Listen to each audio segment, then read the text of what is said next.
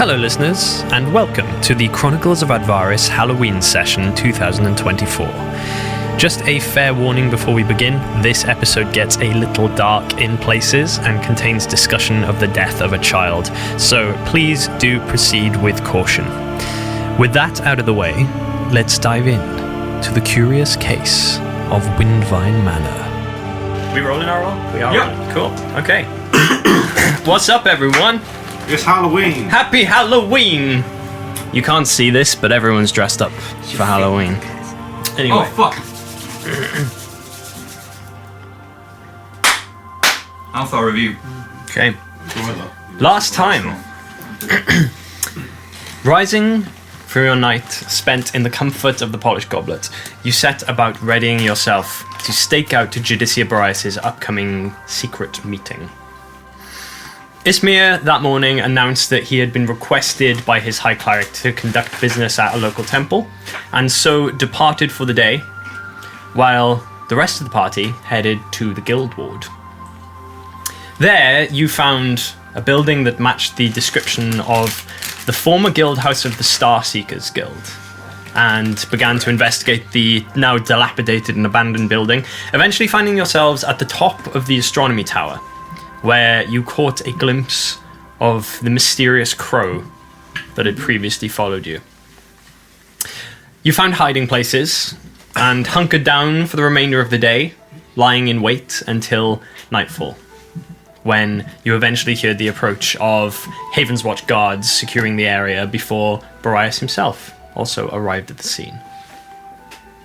Those of you hiding downstairs watched him ascend the astronomy tower, and those of you hiding at the top of the astronomy tower watched him emerge already in conversation with an individual who had not previously been present. A tense conversation between these two followed, this other party being identified during the course of this conversation as someone called Erlin, and seemingly with yourselves as part of the topic of discussion, before Erlin vanished from the scene. And after then waiting until the coast was clear of both Boreas and his guards, you left the building and headed back to the polished goblet in what is now the very early hours of the morning. And that is where we now find ourselves, in the very early hours of the 6th day of Oscura Una, the year 7044. You eventually make your way back through the trades ward and to the polished goblet, reaching the inn at about 1:30, 1:45 in the morning. And now step inside to find yourselves in the quiet dark of the polished goblet at night. And there's a person behind the bar who's kind of just sitting, reading a book, who's basically on kind of night watch, kind of being the reception, I guess. And just kind of like raises her head and says, "Oh, were you the company of, is it Ismir?" Yes. Yes, he waited up for you, but told me to let you know that if anything pressing happened, he is in his room, and to wake him. You probably should. Well, let's go and do that. Alright. Do you know where his room is? Which room is it? I believe he was in number 6. Very well. Alright. Thank you. You head up. Stairs creak beneath your feet, and you make your way along the corridor to the room with the kind of like a brass number 6 on the door. If only if you knew someone who was good at knocking doors. Yeah. 1 second. Open up. Oh my god, you won't believe what happened. Just push past you. Yeah, just... Yeah. Come on. You're alright, nice to see you. Just pat you on the shoulder. That's good. A productive day. Yeah, it's... Yeah, what I assume it's pricing. Wakey, we very got so. news for you, and Quite you're pressing. really tired. I really hope That's it's very sound pressing. news, if you're waking me up. Yeah. Do you value your sleep? Is that what it is? Do you not? Come and have a sit down. Okay. Alright? Little bedtime story for you. Just 1 second, I'm just going to... Is it a teapot in Well, here? it's not going to help you sleep. In the room? Yeah. If you brought one up from downstairs. I'd like to bring one up. Yeah, that's and fine. pour in 1 cup out. Okay. What is it? So, we found the Stargazers Guild, right? We found it in the Trades Ward. Don't really take us too long. And we went in to have a little bit of a poke around. Was it still in operation, or was it? It's very, very dilapidated. The building's Decrepit, abandoned for a long time. yeah. No one's been using it for a while. And we went in, had a look around. Blink and I went to the top of the tower where there was some kind of like observation platform where they clearly used to set up their telescopes, and hid in a loft. And then we waited and waited and waited, and then eventually As Advaris shows up, navigates his way through the tower. From where I understand, he was talking to someone before he even reached the summit. yeah, and when he was up there, he was talking about, kind of cryptically, about I'm going to stand right next to the door. I'm also keeping an eye on. Just I'm kind assuming of there are like candles. Like one ear to the door. Are there kind of candles thing. lit outside? Yes, there are. Keeping an eye out just for any shadow below. Or... Cool. Noted. So, he's there, he's talking to what seemed to resemble a female elf that he referred to as Erlin at one point. Well, no, it sounds like from what you said that they've paired up, right? It's, Yeah, from what I there's some sort understand, of it is partnership. But- they have a mutual partnership. They don't seem to be on the same page. No. Like No, no, there's- very much. What we have been doing is that Shatter has caused disruption to Yeah. whatever their plans are. So, nice build up to the real problem at hand is now we've all got targets on our back because they're going to deal with us. So, Well, They also know we're in cahoots with Senator Vorgan, so that they do. that's great. they are both egging each other on to be the one to deal with us, and neither of them seem too concerned with actually being the ones to do it. Bryce mentioned that that the Bumping the pillows. the Erlin, whatever, it summoned the things that caused the attack on the speech the other day. You know, he orchestrated it, or at least knew that it was going to happen. Yes. Yeah. He mentioned cultivating fear as a means for him to attain power, and that these mysterious figures are helping him do so, and in return they are gaining something from him. But what that is we do not know, so I can only assume that whatever misdeeds these mysterious allies of his are partaking in require anonymity. So with this new information, what are we going to do? I don't know. I was going to suggest that we bunk together and keep watches to ensure that no one comes for us in the night. Barais seemed convinced that once we have our money, we are nothing more than mercenaries, and we will leave. So we can just try to get another meeting with him, insist that he pay us, and then make it clear that we will leave the city after that, as that is done. Maybe he already has. Maybe by the time we've been there and back here, he's tried to deal with us that way by sending the cash to my workshop. So I'll go Possibly. and call in there tomorrow morning and go and see what's waiting for us. For sure. But we will also have to report this back to the senator. As we now know, he is directly involved with the people who have been causing attacks. Depending on how long that would take, I need to go somewhere again in the morning. Where do you need to go? I went to the temple, Uh-huh. and there's just a little job I have to do, give some last rites to a body, but they were very insistent on it being done before later today's sunfall. I don't think it has anything to do with it, but I am still a cleric, I still have to do my job. Right, do you want us to come with you?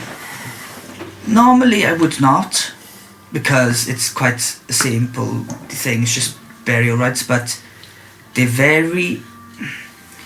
the desire to do it before sunfall,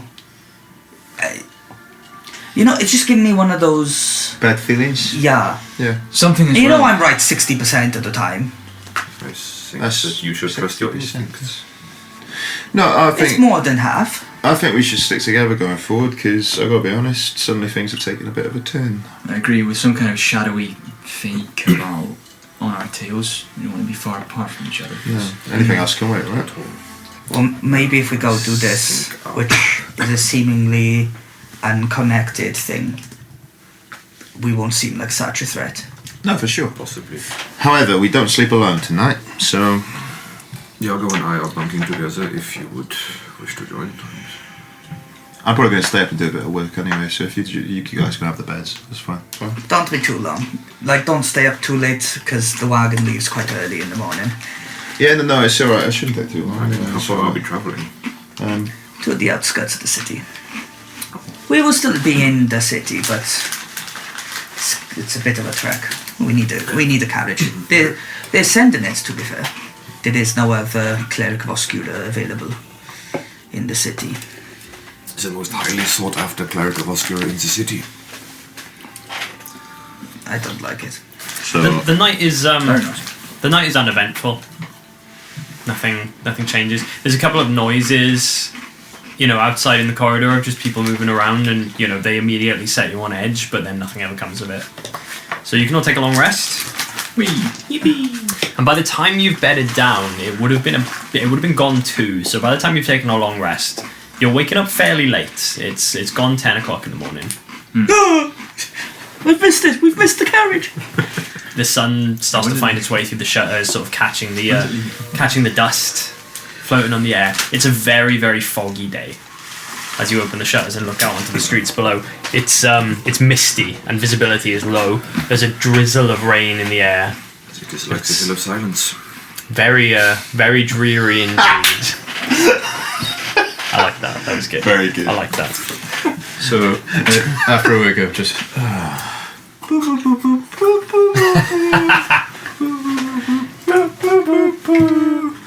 And it's just that wakes me up. You wake up to Blink playing the panpipes. heroic inspiration. You're filled with such murderous rage that fate itself is in your grasp. Yeah. I suppose I might grow to enjoy this. Stare and see good at the eye and put my mage armor on. Cool. Mage armor materializes around your body and then turns visible again. Just do that thing where you like wrap your hands around you.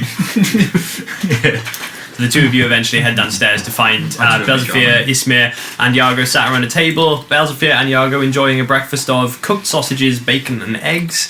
Ismir eating the honeyed bread with the sort of thickened condensed milk. How do you eat your eggs, Excellent. Baz? What? How do you eat your eggs? Is a knife and fork. No, that's not what I meant. You know that's not what I meant. Come on, don't be Morning. over easy. Alright, fair enough. That's good. Why do you ask? I'm just curious, isn't it? It's just a lot about. You can guess a lot about a man by how he eats his eggs. Ismir, when's Also- this carriage showing up? It's going to pick us up from outside the north gate. Wonderful. Right. That's all right then. It's a short trek away. We should probably make haste. Are you intending to stop by Sigurd's workshop on the way? Yes. Yes. Yeah. Is that the See right if the direction? money is there. That? Rolling. Or is that in nearby? It's in the trade sword, yeah. Oh, okay. So it's not far. So for the sake of brevity, I'll say once you've finished up your breakfast, etc., and sort of decided to get on your way, you pack up your things, hand your keys back in to the bar of the Polished Goblet, and then head to Sigurd's workshop. You do find a small package has been left there for you, and you pick it up. It's got a little bit of weight to it. There's a note attached to the top, which is sealed with the wax seal of the Althar Senate. Well, looky here, boys, it's payday. Oh, would you look at that? Perhaps your assumption was right.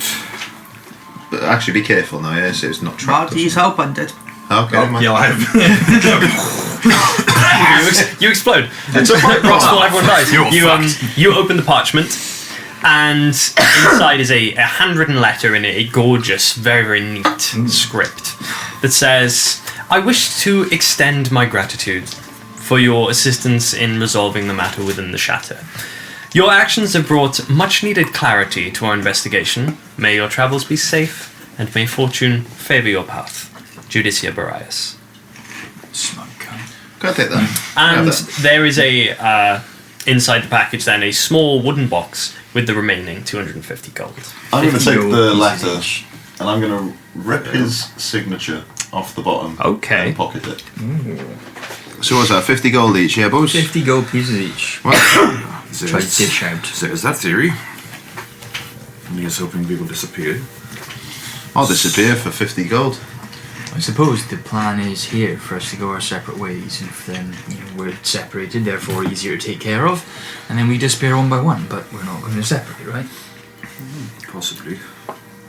I think the idea of us just getting paid and leaving is one that appeals to Barais more. We should see to Ismir's Yeah, no, for sure. task, and then perhaps try to secure a meeting with the senator again. Yep. To pass on what we found. Sounds good. Do you want to lead the way? Yeah, I just need to quickly pick up a little bit of powdered silver. Okay. And we should be ready to go. Alright, sounds good. Yeah, I'll just get 25 gold. 25 gold's worth of silver. Powdered silver. Powdered silver. Powdered. Powdered. Yes, that is. Powdered. That's something that you can acquire fairly easily in the trades ward. So you'd head to a metalwork shop, and you could pay them and ask them to powder some silver for you. So they charge you 25 gold for the amount of silver and for the service of actually powdering it for you, an extra gold on top. So 26 gold. 26. So you begin to make your way through the trades ward, and you get up into the north section of the city now. A walk of about 15-20 minutes or so finds you in view of the northern wall. The northern gate into Havensreach is the grandest of the gates. It is very, very large. This is the trades ward here is the centre of commerce of the city, so it's a rather grand entrance. The gate leads onto a plaza with a statue in the very centre, sort of raised on a pedestal of a knight holding a sword aloft, with various streets kind of branching off from it in various directions. You sort of weave through, and as the city begins to pick up, this is first day of the week, and the crowds are usually busiest on this day. This is when the markets tend to open back up after a day of rest. So a lot of people rush out to get their turnips. But eventually find your way to the north gate, which is open, and you're not stopped or apprehended in any way as you're passing through. You weave your way through the crowds, and eventually find yourselves on the outer city of the north section. Much different to the outer city on the east. It's very much just a few farms and sort of things. There's not really a huge settlement area outside here. There are farms which supply this ward of the city, but not really much else aside from that. So it's not long before you can see kind of rolling plains and hills out ahead of you. But Ismir, I'm supposing you're keeping an eye out for this carriage that you've been promised.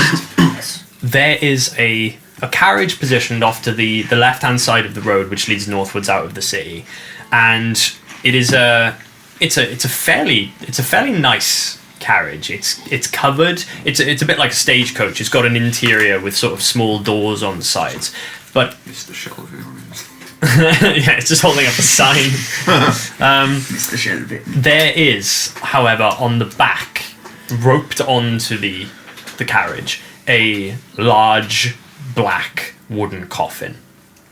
There is a man who is leaning up against the carriage. He is sort of gruff and grizzled looking, very unkempt, balding head and a scraggly grey goatee around the bottom of his face. And he's kind of leaning on this carriage. You can see his breath materialising in the cold morning air, and he looks across, and as he clocks your priestly robes, your cleric's robes, he kind of like sits forward and stands and puts a hand up in a wave towards you. That's the one. Go on. Hello! Are you the cleric I'm waiting for? Wait a second, they're coming. Thormund. He reaches out a hand. Ismir Shelby. I hear you're going to be accompanying me to the Windvine estate. Who are this lot? This is my entourage. Nice to meet your acquaintance, mate. Yaga. He's Thormund grabs your hand in a handshake. That's right, we're harmless. Do you come as a unit then? Yeah. Well, I will be doing the ceremony. These are sort of protection. Bodyguards? Yeah. Acolytes. Alright, okay. Well, it's alright by me. Very new. I don't know Very if the nice. master is going to have anything to say about it, but it might be a bit of a squeeze in the back. But if you want to pile yourselves in, we'll make a move. A couple of hours from the estate. And he starts to clamber up onto the top of the wagon. Yeah, okay, you kind of have to squeeze in the middle with like Blink and Sigurd either side of you, and then Belsvir and Ismir on the other seats opposite. So you're all kind of facing each other in this kind of like. Just like you look. Legs just dangling down. You alright, mate? Yeah, off the seat that you're on. Yes, they are. They It's are. a bit tight, this, isn't it? It's alright. Every bump will feel, but every feel will bump. Is I don't know what that there means. a window? Yes, there are windows. Yes, you can see out. They've got little sort of red velvet curtains that you can pull across them. But yes, everyone comfortable? Yeah, sure. And you hear a on the side of the Is wagon, it a and long there's a journey? ding, and immediately there is like a bump as the wagon comes off the grass to the side and onto the road with a ding, and you're all kind of like all at once. But the wagon, which is being pulled by two sort of dapple grey horses, begins to make its way onto the road, and then it pulls north. What you've got ahead of you now is a journey of about an hour and a half. Fuck. Approximately. Oh my god, Swindon. Jesus. Oh no. That's so Wherein We're in a modern carriage, not Yes. in a fucking car. Whereas the carriage pulls onto the north road, it pulls up towards Vanerwood for a little way, and then it begins to turn towards the east. This is, I suppose, your first, or at least Rob, your first time coming out of Havensreach now. You look upon the rolling plains and low hills of the Shire of Era, which is the largest and most densely populated shire in Althar. It's the kind of central area around the capital city. Okay. Towards the north, you can see the woodlands of Vayner, which kind of pass. Like it's a relatively small wood, which takes up a large section just above the capital. And then as it starts to turn east, as you look out the window, you can see the Edgewood Forest far in the distance, and the mountains which make up the border of Althar far beyond that, now kind of enveloped in the mist. You pass a few merchants and various other travellers. You do see a few birds flying overhead, and it does make you kind of like stop and watch and look at them, but they're too far away for you to make out what they are. They just look like small, flapping black specks in the distance. But the further you draw on, and the further on into the, now coming into the afternoon that the day goes, it was coming up to 12 by the time you actually left the city. It's a dark, gloomy, overcast day with a haze of misty rain in the air and a heavy fog on the horizon. The carriage trundles on along the road, which eventually the cobbles end and it gives way to dirt track, and it becomes a little bit more treacherous, a little bit more uncomfortable. But eventually, after about an hour and a half have passed, it's coming up to about sort of 2 o'clock in the afternoon now, maybe about 1, gone noon either way.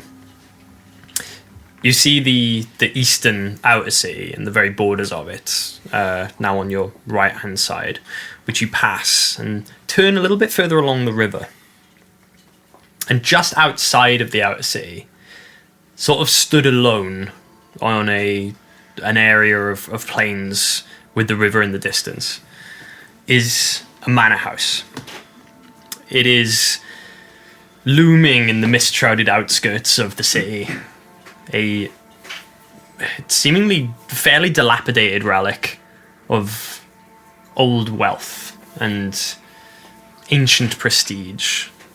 It's a sprawling stone estate which stands weathered and worn, with a grand facade out the front, darkened by years of neglect. There is ivy creeping up the cracked walls, and rain now drips steadily from the gabled rooftops, collecting in muddy pools around the overgrown garden. What's that mean, gabled rooftops?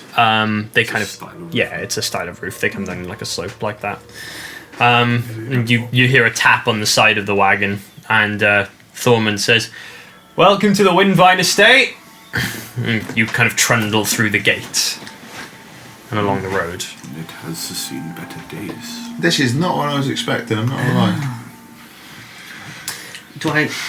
Eventually the wagon trundles to a halt, and the horses whinny, and Thorman kind of, hold now. He jumps down, and you hear him come around to the side of the door, which he then opens from the outside and gestures. Please, get yourselves out of there. It's a little rainy, you might want to head inside. I bet this manor has never not seen this. So who's the stiff then, Ismir? Do you know? Do I know anything about the You know, it's Lady Windvine. Lady Windvine? It is Lady Windvine. Does she still live in the main building? No, she's dead in the coffin. She's in the coffin. Oh, she's away in the coffin. Oh, Yeah. Honestly, thank God for that. Because honestly, no one should be living. Yeah. Thormund says, "Oh, she's not in the coffin. She's inside. The coffin's empty, but it is for her. So she will be in the coffin eventually." Oh, so where's she then? Just lying on. Oh, she's still bedded up inside for the family to pay their respects. She is. Oh, the family inside. I've been to the city to pick up the coffin, which is why I was able to give you a lift from the city back here. You see. All right, cheers, mate. I appreciate it. Cheers, Drive. Speaking of which, That is. would you look like a strong lad? Would you mind? Yeah, no worries at all. Carry the coffin in, yeah. Well, help me with it. Yeah, no. I assumed as much. My back's not what it used to be, so... No, that's all right, mate. Alright. And he heads back to the wagon with you, and the two of you, he cuts the ropes, and the two of you together hoist this coffin off the roof, and sort of... Just carry it with him. So the two of you carrying this coffin. We're going to take this to the back. The rest of you, feel free to head inside. And Is there anywhere in particular we should go? well, head straight to the porch. Alice will see you through. Very well, thank you. And Iago, he leads you around the side of the building into the sort of back area of lawn, which is a little more well tended than the front. You can see that there are various flower beds. There's a kind of water feature which trickles down some stone, and there is like an outbuilding that you can see. It's a little way away from the house towards the back wall. But what Thormund leads you towards is a stone mausoleum in a small stone-walled section of the garden. Just outside here will be fine. Oh God, it's outside. You place this coffin down in the mud outside the door of the mausoleum, which has been opened, and you can see steps leading down into How the many are in there, underground. then, mate? It's a few generations of the Windvine family. I always find it weird that they bury their own on the site, you know? Well, just keep them close, I suppose. Isn't I it? know, but with all the undead situation in the city, it's kind of weird, isn't it? Well, I don't know anything about that. Alright, that's alright. I didn't think you would. I just thought it'd be edgy. Right, should we go find the others? Yeah, please, I'll tend to this. You see Oh, do your you way need back help? down the front Do of you the need house. No, this'll be fine. I'll get it down into the crypt. Now that it's on the ground, and he starts mate. to kind of drag it. No, mate, with your back. Slides it down the stairs and rides it down. Sorry, Karen. Yeah. No, mate, not with your back. Come on, I'll give you a hand. Oh, well, that is much appreciated, sir. Much appreciated. What was your name? My name's Iago. Yago. Thormund, I don't know if I said. We did, but it's alright. We'll shake hands again. I like shaking hands. Well, come on We've got then. a firm handshake On three, for me. then. 1, 2, 3. And Bad back, good he hands. lifts on the 3 instead of like after. Well, alright, okay. Zero for it. The two of you begin to carry this coffin down the steps into the mausoleum, into what is essentially a small crypt. It's an underground, round, sort of stone and brick laden room, which has got various stone slabs on the walls that you can tell different coffins have been inserted behind and then have been slabbed over. There is currently one standing open. The slab is next to it, unengraved, currently. I assume this is for the old girl then, yeah? Yeah, that will be. Once she's been carried in procession from the house, we'll lay her here. She'll be placed in there with her mother and with the others, No, and she'll be at peace. Oh, I hope so. No, I actually meant. I was a bit weird. Sorry, I know we're talking about the end. Oh no, that's all right. That's all right. Yeah. I was just thinking about lunch. I was. Oh, Never mind. Sorry, you said that for a minute. Your eyes glowed There's there, bro. no matter triggering my defensive mechanism. I genuinely thought that's where he was going to turn. He claps you on the shoulder and says, "Much appreciate the help. I really do. I'll see you this from here." And he kind of starts busying himself about the place. And he says, "Should probably get some flowers." No, fair enough. Can I go through the back, or do I need to go around the front? Take through the front, if you could, and then Alice will see to you and the others. All right. Cheers, Foreman. Much appreciated. And you begin to head your way around the front of the house. The rest of you, what have you done in the meantime? Have you approached the porch? Yes. Yeah. Is the door open or not? So you've got like a covered porch with 2 lanterns burning either side of what looks to be a large wooden door. You approach it, and I'm assuming Lots of role-playing happening. the door kind of creaks open, and standing on the other side is a small, meek-looking girl. She's got mousy brown hair, which is tied back in a messy bun, and she's wearing a kind of a very conservative, like long-skirted black maid's uniform. She kind of like peers. Hello. Hello. I'm the cleric. Yes. Ismir, my name is. What is your name? Alice Rivers, it is. She Sure. shakes your hand. She's got this like quake to her voice as she speaks. Please come inside out of the cold. And she kind of steps out of the way for you, and she keeps her eyes down the whole time as you're all kind of making your way past. And as soon as you step inside, you're hit with this warmth. There's clearly a fire burning somewhere in this house, and there's a little bit of steam kind of coming off you as you've been wetted by the rain as you made your way for the carriage to the door. And she closes the door behind you. We have one more. He's helping put the coffin down in the mausoleum. Oh, very well. Well, you can make your way into the hall if you want, and I'll open the door for him when he comes around. Thank you. That's all right. Thank you very much. That's all right. What you step into is a large entry hall. After you've come through this short little passage, there's a large fireplace burning on the north side of the room. It's fairly bare. You would have expected more decoration. There is a large portrait which hangs above the fireplace. It seems to be an oil painting. Is it a one person or the family? Or? It is a picture of a couple. There's a tall, stately-looking gentleman with slick, dark hair, and next to him a woman whose hair is equally dark, and it falls down around her waist in like long locks of curls. They both seem to be human, from what you can tell from looking at it. Next to the portrait, however, there have been placed various vases of flowers along the mantelpiece above the fire. Some of which have dried out, you'd assume from the heat of the fire, or maybe just from being left there for a while and have kind of curled and turned brown. But there's a few fresh ones as well that have been placed around it. Are there like particular flowers it looks like they're given, or is it just a mixture of? It's a mixture. Yeah, there's a fair few. Most of them have lost their colour from being up here over the fire. But eventually you hear the sound of as Iago comes around to the front door. You alright, guys? And this door is creaked open for you, and you see this maid who introduced herself as Alice. She says, "Oh, you must be the other," and steps out of the way and kind of nods her head. "Please, your friends are just inside." Guys out the back, he's dealing with the. He's just setting it up. Thorman's very, very capable. He'll be just fine. Does the name, as an elfin, does the name Windvine mean anything to me? Windvine. Make a history check. Oh! That's a 9 plus 10. 21. Okay. 21. Windvine. It is a minor noble house. Not incredibly affluent, but well enough for it to be a name that you've heard. You know that they're nobles of Havensreach, and you've heard of their estate. As someone who's lived in the city for a little while, the Windvine estate, it's been mentioned in passing a few times. So the name definitely rings a bell for you, yes. So how long have you guys been living here then? This to the maid? Yeah.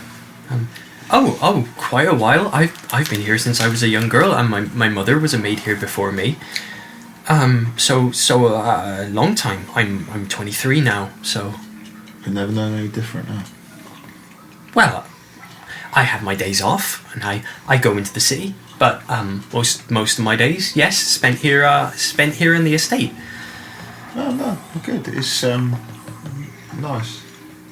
Is she? Is it quite dishevelled inside, or is it? Inside looks much better than the outside. Yeah. It's clearly well dusted and well looked after, and you can see as you look around there are various places where like flowers have been placed. There's clearly a bit of care has been taken on the inside of it. As Yargo's talking to her, I'm just gonna try to get a gauge on her personality to see if this is just her personality or if there's like The facade. maybe Okay. there's something up. Make an insight check. 8. But she doesn't seem quite upset. She seems a bit just off. 8. Yeah, 8 is nothing. You're not too sure. This could just be her. Could just be Could weird. just be what she's like. Yeah. She seems very nervous, and you just get a sense of anxiety from her. That's pretty much it. Other than the painting, is there anything peculiar about the room? Make a perception check. Oh, wrong one. I'd say, make an investigation check if you're trying to work out if anything you do see is peculiar. 5. 5. No. It's. You would maybe have expected a few more decorations on the walls, but what you see is a tile-floored entry hall with a large fireplace. It's got wood-paneled walls. It looks like a fairly well-maintained interior of a not too big, not too small manor house. Go. I can take you through to meet the family if you'd like. I'm assuming you'll want to take some counsel with them, perhaps, or whatever it is that you may do. Yeah. And I believe the burial scheduled to be happening this evening. So, and following that, of course, a dinner and some hot food, and that's customary. We'll lead the way, Alice. All right. Alice, yeah, she did say Alice, right? It was Alice. Okay. Alice Rivers. Burial, is that the one? We'll lead the way, I do not know. Mesa Rivers. And I was she not expecting this to be an all-day affair, but begins to lead you up the stairs. And at the back of the entry hall, there is a large curved staircase which leads up to an upper floor. It opens onto a very similar room to the one below. It's again kind of like large. It's the same sort of size. You can see that it's built directly above. There's a fireplace on the south wall that is not lit. It's a little darker and a little colder up here. There are 4 suits of armor standing sentry on the walls either side. And Alice takes you to a doorway which she opens, and you can hear murmurs of conversation coming from the other side. It seems to be, on the other side of the door, a not particularly grandiose, but big enough ballroom. There are chairs laid around the outsides of the room. There is a large harpsichord in one corner. You can see a harp is positioned a little bit further away from it. Again, it's a tiled floor, but has this large kind of rug laid out in the center as to sort of indicate a kind of area for dancing. But with the scale of the room that you're now looking in, there are very few people in here. You can see 4 individuals who are all kind of taking like glasses of wine and mingling around a table at the back near the harpsichord, and as you come in, all attention in the room turns to you. And Alice sort of like squeezes in behind you and says, the cleric is here, sir. And you can see out of this group of 4, this one man turns towards you. He is a tall, stately gentleman. He has dark hair, which is kind of salt and peppered with grey. Very well kept stubble, and he's wearing very, very fine clothes. You recognise him from the painting that you saw when you come in. He begins to make his way across the floor towards you. He puts down his wine glass and approaches. Sort of stands. Hello, Cedric Windvine. Ismir Shelby. Shakes your hand. My condolences for your loss. That is much appreciated. Ismir, was it, did you say? Ismir, yeah. Very well. Who are your companions? They can introduce themselves. They are. The road is a little dangerous, and so the clerics like me need to go around with a bit of protection. That I understand. These are uncertain times. I don't disparage you taking a little extra muscle on the road with you. Cedric Windvine. He kind of gives a little bow towards the rest of you. Yago, nice to meet you. And yourselves. Sigurd. My condolences. Oh yeah, sorry for your loss. Appreciated. Sorry. Thank you. Sorry. Thank you. Lady Rosalie was very dear to me, indeed, and Her loss has come as quite a shock, as it were. But enough of that now. There will be time for mourning later. You will want to make yourselves comfortable, I'm sure. As he says, it's come as a shock. Is it? Do I think he's telling the truth? Make an insight check. It's come as such a shock. I don't believe it. 15. 15? This morning I had a glass of water. He's stone-faced. Okay. This man has no tells. But rooms have been prepared for you on the second floor. I will see to it that you don't need to travel back this evening. That is greatly appreciated.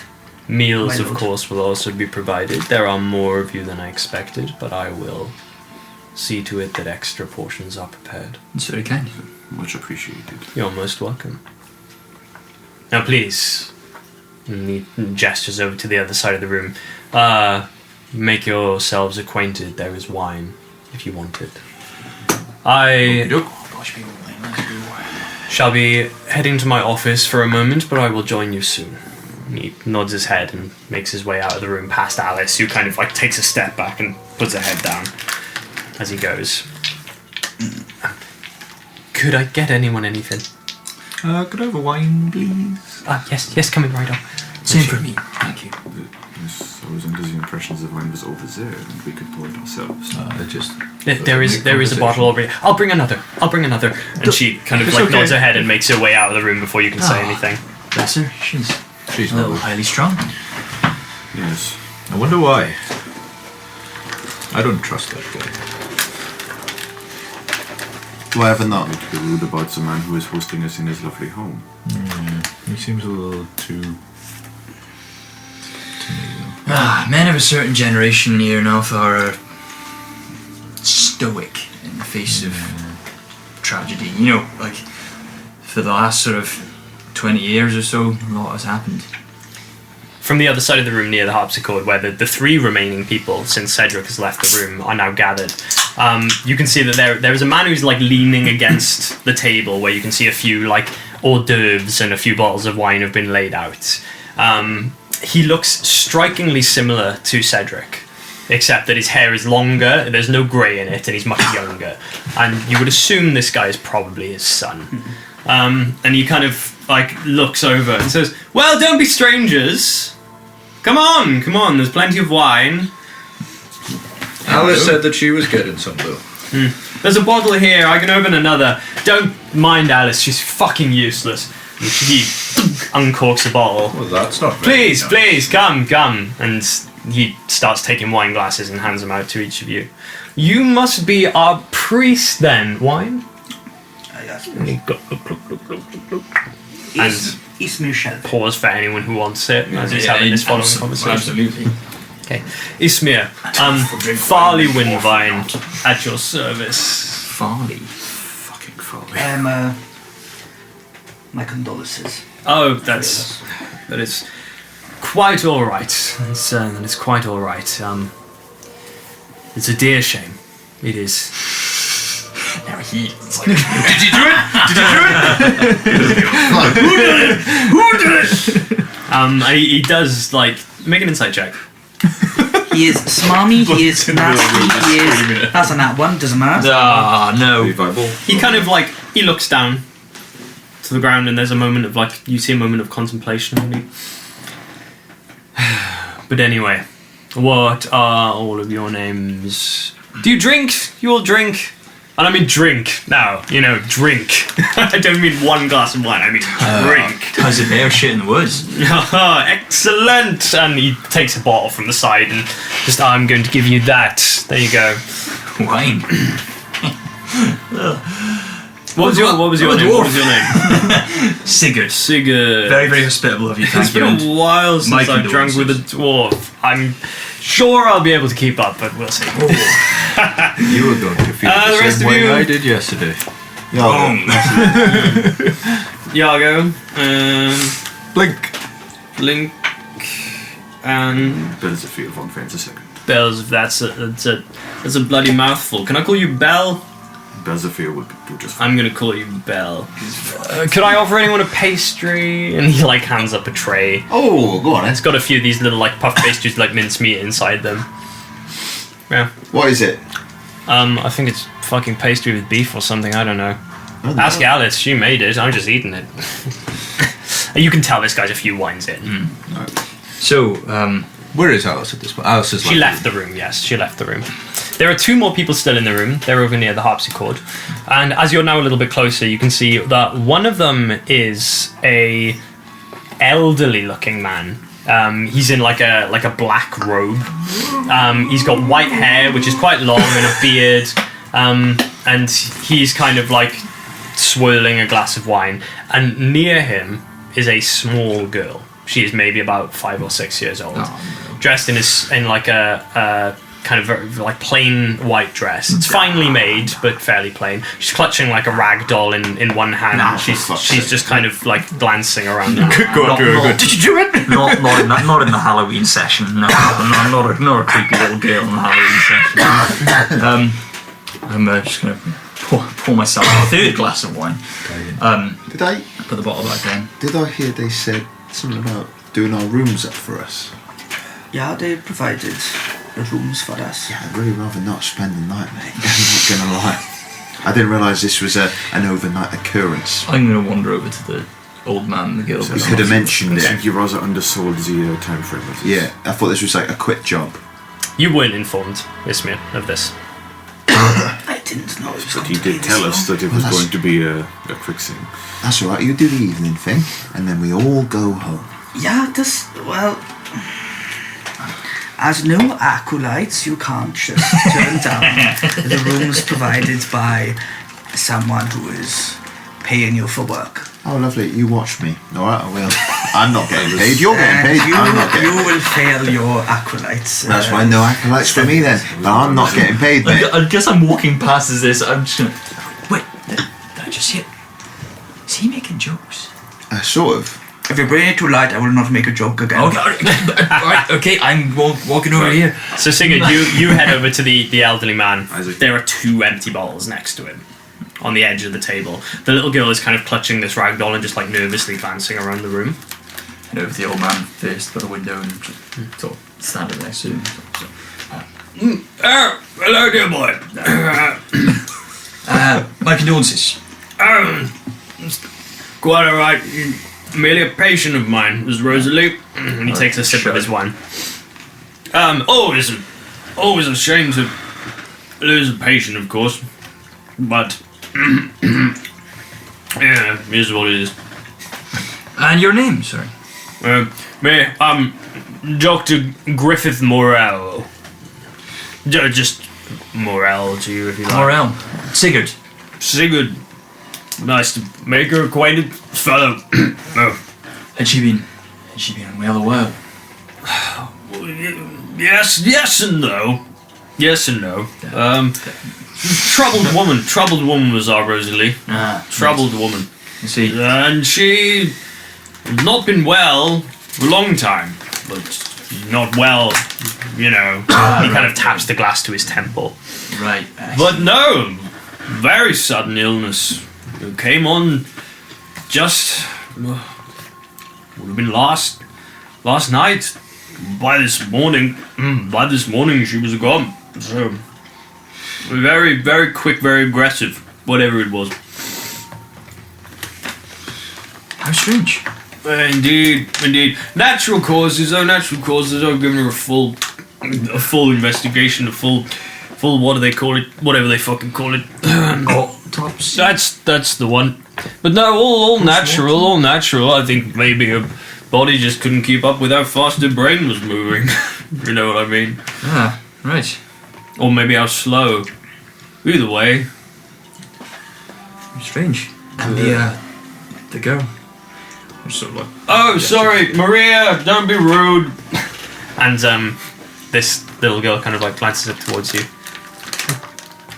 Hello. hi, my condolences. Did you know Lady Windvine? Mummy, yes.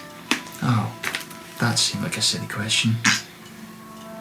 I'm sorry for your loss, love. That's okay. She's not dead, she's just sleeping. Right. Yeah. I'm Maria. She puts her hand up towards you. Sigurd.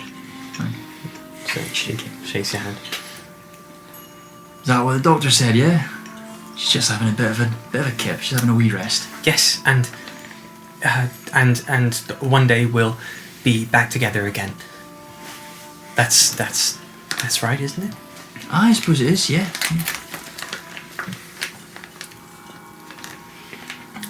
This is Darla, and she holds up this rag doll towards you.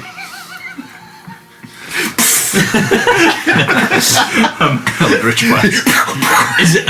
What's the doll made of? What is the doll? Wait. What is the doll? What is the doll? So Representation of? It's a little cloth doll. Yeah. It's got a face which has been embroidered onto it. This kind of like smile and these two little button eyes. It's quite cute, really. It's got like a little hat and wool which comes down in gold, sort of representing hair, and it's got these beautifully handmade clothes, very small, little handmade items. She just holds it up towards you. All right, and she's keeping you company, yeah. Darla's my friend, and she Good. like hugs so close. Good. Friends are made important. her when I was very little. Ah, that's nice. Have you spoken to my friend Ismir over here? Ismir! I've been watching this entire conversation. I'm fucking tagging you in! I just go over and meet you now. She's got long dark hair, which like falls around the back of this dress, and her eyes are very dark as well. She kind of like looks towards you. Hello. Hi. I am Ismir. What's your name? I'm Maria. Maria. Nice to meet you, Maria. And I'll hold up my hand. And she shakes your hand. And it's a Very like little bow. Very noble in the way that she does it. Like very clearly well educated, and I like in do a manners of little, etiquette. Yeah, do a little bow to her hand. She kind of hugs this doll close to her. Are you here to say goodnight to Mummy? Yes, I am. To help you all say goodnight and help her. How are you doing? How are you doing? I'm okay. You okay? Yeah. Who's that? This is Darla. She holds the doll towards you. Hello, Darla. She takes that arm and does a little wave. She's very polite. Yeah, she is. She's very good. She's my friend. Darla seems like a very good friend. Mm-hmm. How was your mommy? Sort of these last few weeks. I haven't seen her that much. No? Daddy said that she wasn't well, so we didn't see each other that much. She didn't always come to dinner, and I would go out and play with Darla, so in the days I would see Mummy in the window and she would watch us play in the garden, and she used to read a lot, but she's nice, and she's asleep now. She won't be asleep forever, and you will see her again. I know. You make sure you look after Darla for both of us. Yeah? Okay. And then I'm gonna head over to the doctor. As you leave, she kind of like waves the arm towards you. I'll wave to the doll. Okay. Just in the background, it's like. I'm gonna head over to the doctor then, as well, myself and Spike. Okay. So you head over to Dr. Griffith Morell, who is in the corner of the room. He's leaning against the harpsichord and he kind of on some of the keys and like gathers himself. Oh, hello, dear boy. Hello. So you're a priest, are you? Yeah, I've Oscar. You a healer? Yes, I can hear. Oh, really? You can heal with. What do? You do your little tricks. Make a little whatever you do. You couldn't do that when I was young. He takes a little sip on his glass of wine. I doubt I was alive. What do you know about herbs? And what do you know about poultices? What do you know about medicine, boy? What do you know about medicine? I have a pretty good understanding of medicine. No, I don't mean I don't mean whatever it is you do. I mean medicine, real medicine. Well, you see, matters of the body, not I of trained whatever for 10 this years in the Temple of Oscura is. under the terms of medicine. Medicine without magic. And so I learned to do it without magic, and now I am blessed with magic to do it also. I can do both. You can you? Yeah. He's like, well, excellent, and he claps you on the shoulder. Says, well, that's good. That's very good. Let me top you up. Yeah, thank you. And pours a little bit of wine. Thank you, into us. Doctor. And to you, what do I call you? Father? Is it father? He prefers daddy. This is fine. Ismir. My father Ismir. Whatever it may be. Well, sorry. A little standoffish there, but I've met a few clerics in my time, and very rarely do they even think about real medicine. And I mean real medicine. What? Yeah, no, I agree. Magic is not a shortcut that should be always taken. Exactly my point. This is what I've been saying. He's shouting to nobody. Someone's died. Oh yes, of course. Very sad. What could you tell me about Lady? With Rosalie? Yeah. Oh, lovely woman, lovely girl. I do you know what? I was there when she was born. And I've served the Windvine family for many years, as my father did before me too. Very troubled woman, very troubled. Since Roderick, she's never been quite the same. If you don't mind me asking, father to doctor, who is Roderick? Oh, Roderick is, and then coming up from behind you. Well then, and you hear Farley coming over. I believe we're going to gather in the garden now, or something. So, do you wanna, I don't know, do you wanna come with me? I suppose. Yeah. Yeah, I'll tell you about it later. Tell you about it. Very sad. He drains the rest of his wine and puts it down. Farley, Yes. where is the nearest toilet? Oh, there's an outhouse at the back, darling. Okay, Yes. good to know. Okay. Is there any signs of Alice as we wander around? So I'm guessing you follow Farley out of the out of this. I'm gonna hang back a little bit though as I'm following. Okay. So you keep to the back of the group. You can see Alice sort of tending to some of the flowers on the mantelpieces. She kind of looks at you and notices you looking at her and kind of nods her head and avoids eye contact and then starts making her way down the steps. Ahead of you, she turns a corner and heads into a room which, from what you can just see through the doorway, seems to be the kitchen.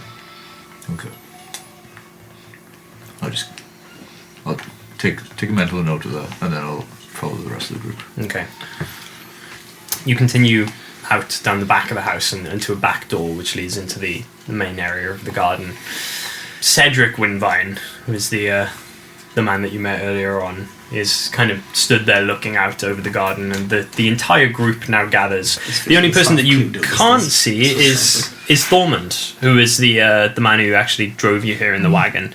But as you cast your eyes across the garden, you can see that he's a little bit further to this outbuilding, and he's got a spade in hand, and he's kind of digging at a flower bed. Can you do the names again? Just go through. Yes, of course. So the father, the head of the family, is Cedric Windvine. Mm-hmm. You've got Farley Windvine, which is his son, his eldest son. He's kind of in his mid-20s. You've got Maria Windvine, who is a young girl. She's about 6 years old. Yeah. You've got Alice Rivers, who is the Windvine's maid.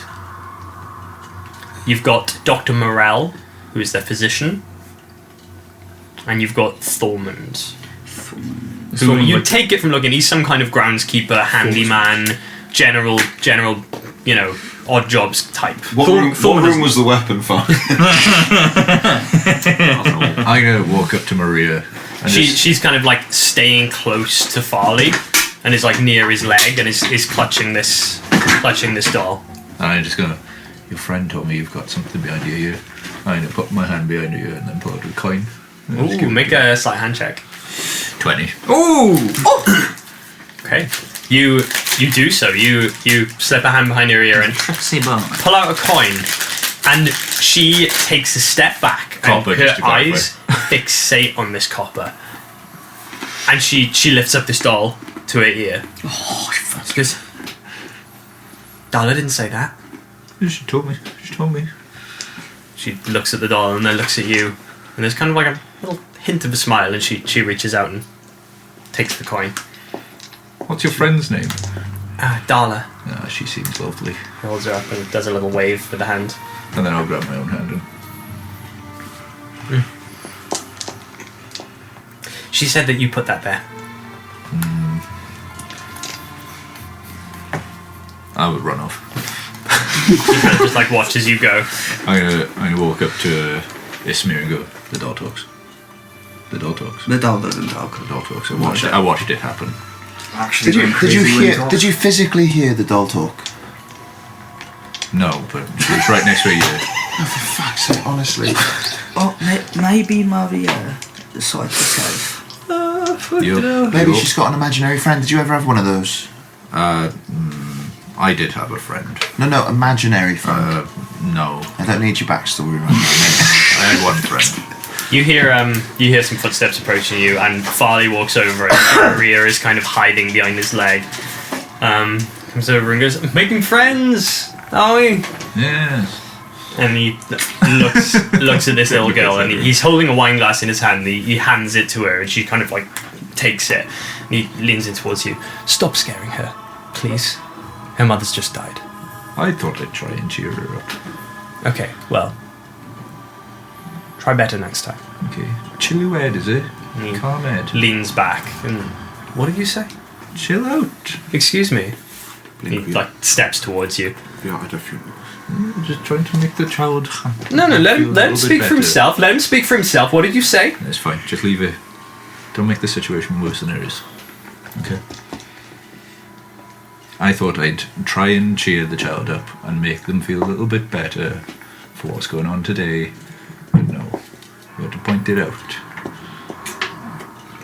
It's alright, we'll just keep the magic tricks to a minimum. Look, I'm fucking with you. I'm fucking with you. And he like taps you on the shoulder. Dude, you're not serious. Don't worry.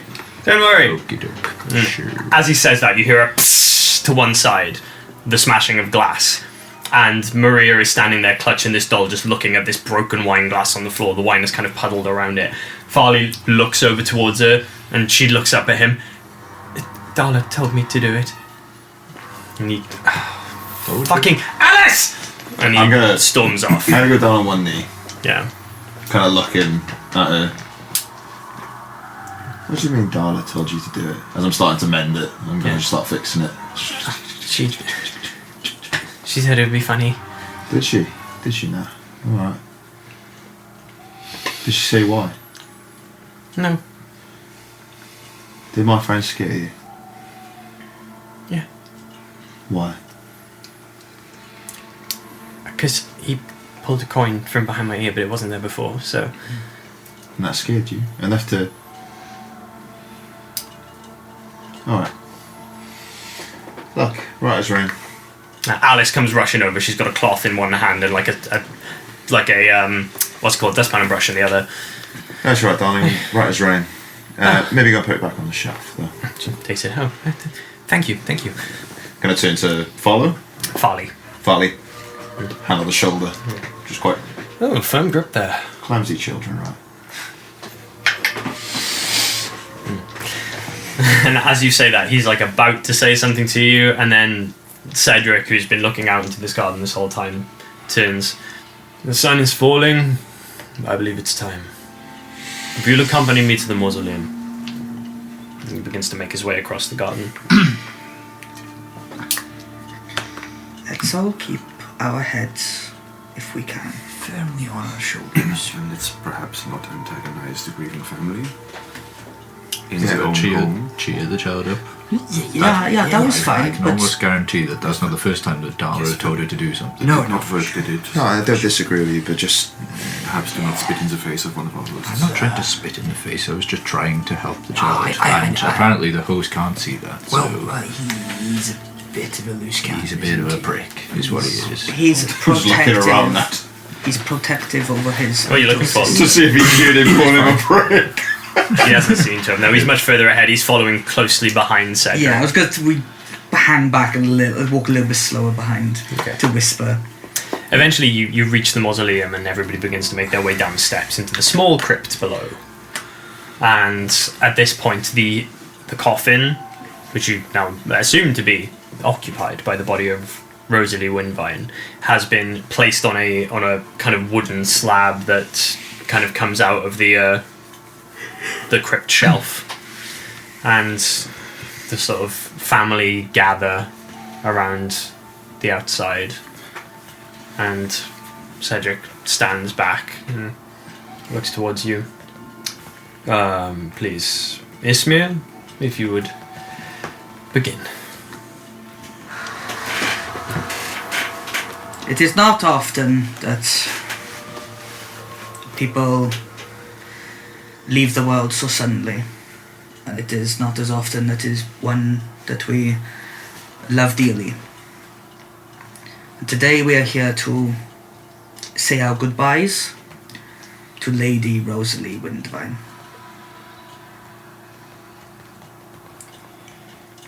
The family and friends have said things in private.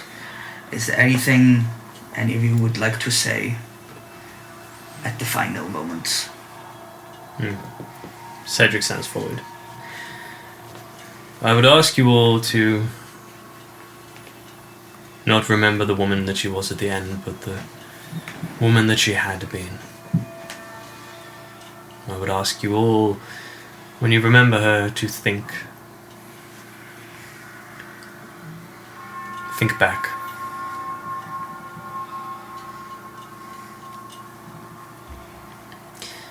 Keep her in your hearts the way that she was. Thank you. And takes a step back. I will look around, see if any of the family members want to say anything.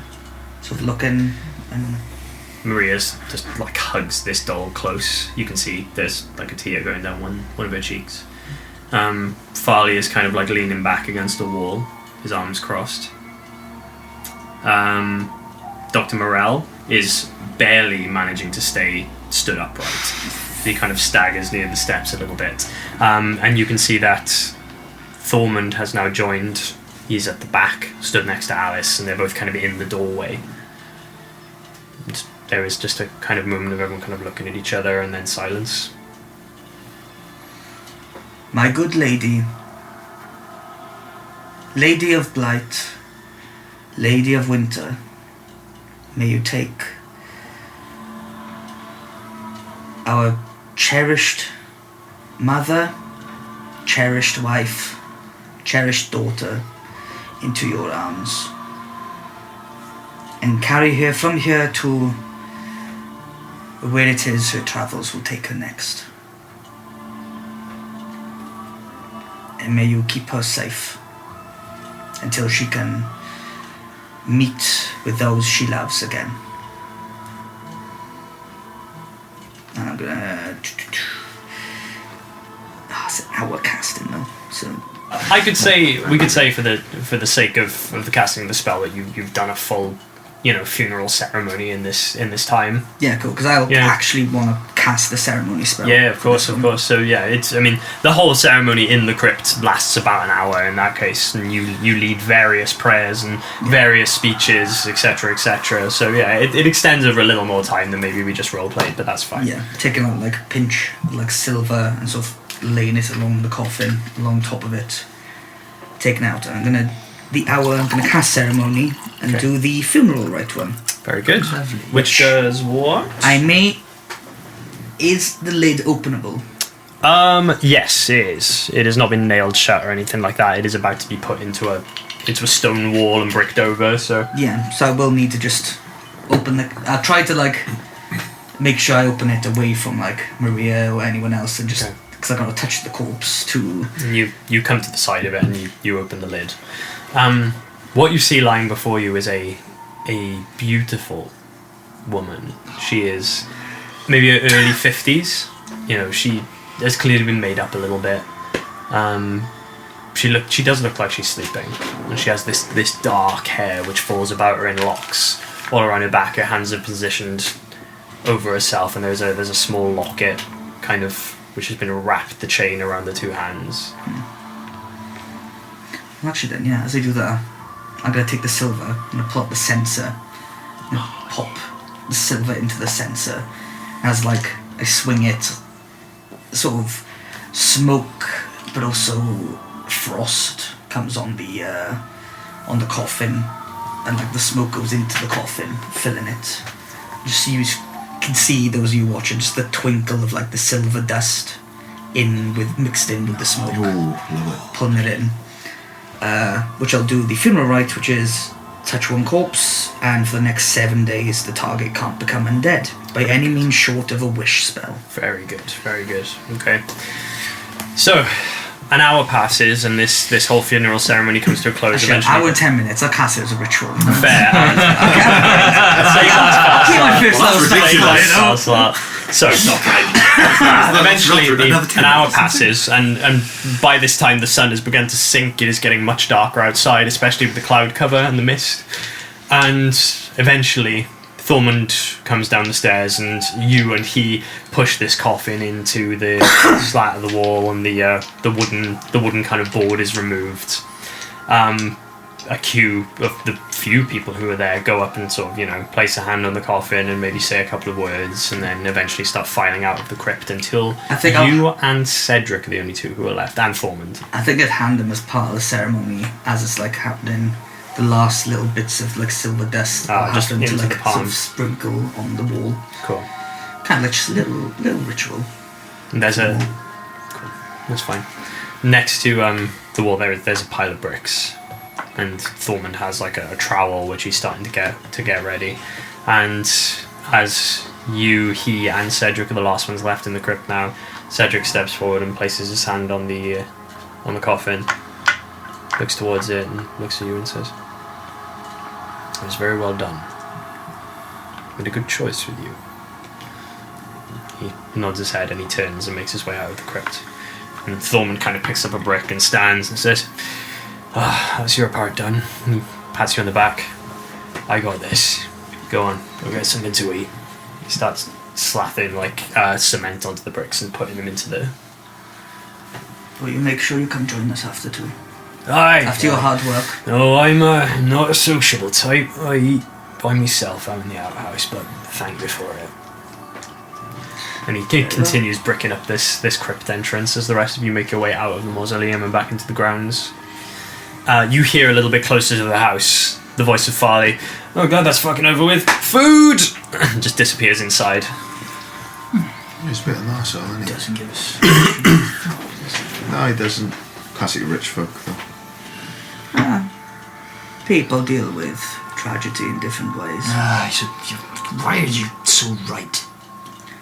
Everybody seems to be heading to the downstairs room, which is the door that was like adjacent to the entrance when you came in, which seems to lead into a dining room. A fire has been lit, which is crackling away. You head into a fine and lavishly decorated dining room. There is a large carved mahogany table in the centre with plush chairs surrounding it. It is warm, it's pleasant, it's well kept. There are, again, vases of flowers up on the windowsills, a few tapestries and paintings around the walls. You can see that a painting depicting Lady Windvine has been placed at the head of the table with an empty chair behind it. Oh, that's creepy, isn't it? But people begin to gather and begin to sit, and Alice kind of is like busying herself by the door, and she's counting you guys as you're coming in. I'm going to need some more chairs. And she kind of leaves the room in a bit of a scurry. Oh, yes, actually, that would be great. There's quite a bit of food to bring in. Okay. If you wouldn't mind. I'll come with. Cool. You head out with her. Everyone else taking a seat, or Yeah. yeah. So Blink. Help the help. Alice kind of like jitters a little bit and leaves the room and kind of beckons for you to follow.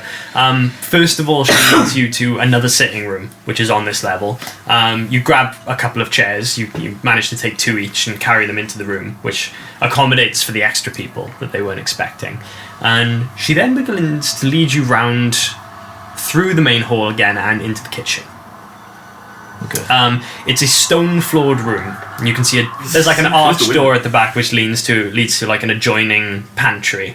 There's a hearth burning in here with like a large pot above it, and you can smell roasting meat and you can smell vegetables, and there seems to be a fair spread being put on, which has been placed out on the table now. She kind of makes her way into the room and it's like, okay, well, you take this. Oh, did you cook this yourself? Yes. It smells very good. Thank you. I've been working on it all morning, actually. The roast potatoes I'm quite proud of. Yeah, you should be. In fact, she hands you this big thing of roast potatoes. Could you bring those through? Sure. Please. And she follows on behind you with with another couple of plates of veg. You head to the dining room and start placing them down on the Bon table. appetit! There's just a couple more, if you wouldn't mind. Yeah, no problem. And begins to lead you through to the kitchen, and together the two of you start grabbing various platters and plates. As and we're walking through, placing I them just down. said, are you okay? It's been a long couple of days, I'm not going to lie. Just take some time to breathe. I know that you're busy, just... Oh, thank you. Blink, was it? It was Blink. I think I needed that. Yes, it's a lot. It's a lot. I can see why you're stressed. Yes. And I'm just worried about the master. And no, let's talk about this later. Come on. And she sort of immediately snaps back into work mode and That's fine. heads through into the dining room with you, and you start placing various platters and plates on the tables. Eventually, the group of you are seated, and what follows, how well versed in kind of like formal dining etiquette would each of you be? Quite well. Nope. Yeah, I imagine Belfield is probably pretty good. Reasonably, I've probably had a number of well-to-do clients who've had me around for dinners and stuff. Yago, you start from the outside in with your Why is there multiple ones? They are for each course of the meal. Why can't I just use the same ones for the... I'm so confused. I don't know, but it's just that. You can across the table from you, Maria is just cutting into something, and she just looks at you and says, "Use the small ones first." But look how small they are in my hands, love. She kind of No, it's not funny at all. Look at this. They look... This is ridiculous. They look like toys. It's a little bit funny. What's the starter then? so what you're given is kind of like a plate of like cured meats and cheeses as a starter. Yeah. And a couple of like things of bread and oil. Do not feel And you hear a voice from the other side of the table. Cedric is sat the opposite head of the table from the portrait of Lady Windvine. Says, "It is customary at a funeral dinner to eat in silence."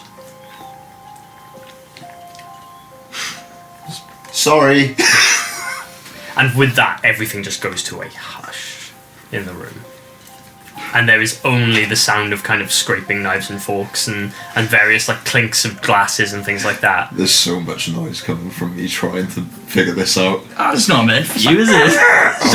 The anatomy's all wrong. Cling, cling, cling. Just every now and again. It literally like just...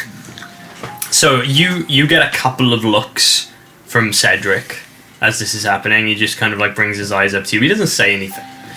You can see that you're trying, but you do keep distracting him, and he keeps kind of looking over. It gets to the point where I just kind of... And just as the kind of dessert is coming out, which is like a sweet fruit pudding, with that what you rolled, you reach across the table for like to take a slice of this and hit this jug of custard, which has been placed in the center of the table with like the back of your hand, and it tips over and shatters, and custard just goes all over the center of the table. And Farley, who's now another couple of wines deep, kind of just like and he falls back into laughter and just falls into hysterics, and he's kind of like leaning backwards, and at the other end of the table the doctor Morel starts and the two of them just start guffawing, at like an absolute volume as you're there with your hand over this spilled pool of custard on the table. And this goes on for a couple of seconds, and you can see Cedric sitting there and this vein beginning to pulse in his forehead. And with like a snap, he stands, slams his hands on the table and pushes his seat back. That is quite enough. He looks at Farley. Your mother is dead. Dead, Farley. And you kind of like... There's a second where Cedric kind of like wavers a little bit, and he places a hand to catch himself on the edge of the table. I can't be here anymore. I'll be in my study. And he stands up and pushes away from the table and leaves the room and slams the door behind himself. Farley kind of... Well, I think this dinner's over. And he stands up. Sitting room for wine, anyone? Sitting room for wine? Come on. Makes his way out of the room. And Alice is stood there with her back against the wall. You can see tears going down her face. Maria kind of like swings her legs over one side of the seat and jumps to the ground and just totters off after Farley. And there's just this tense quiet now over the rest of the room, with Dr. Morale sat there just kind of like swirling a goblet and swaying each side, just... Oh,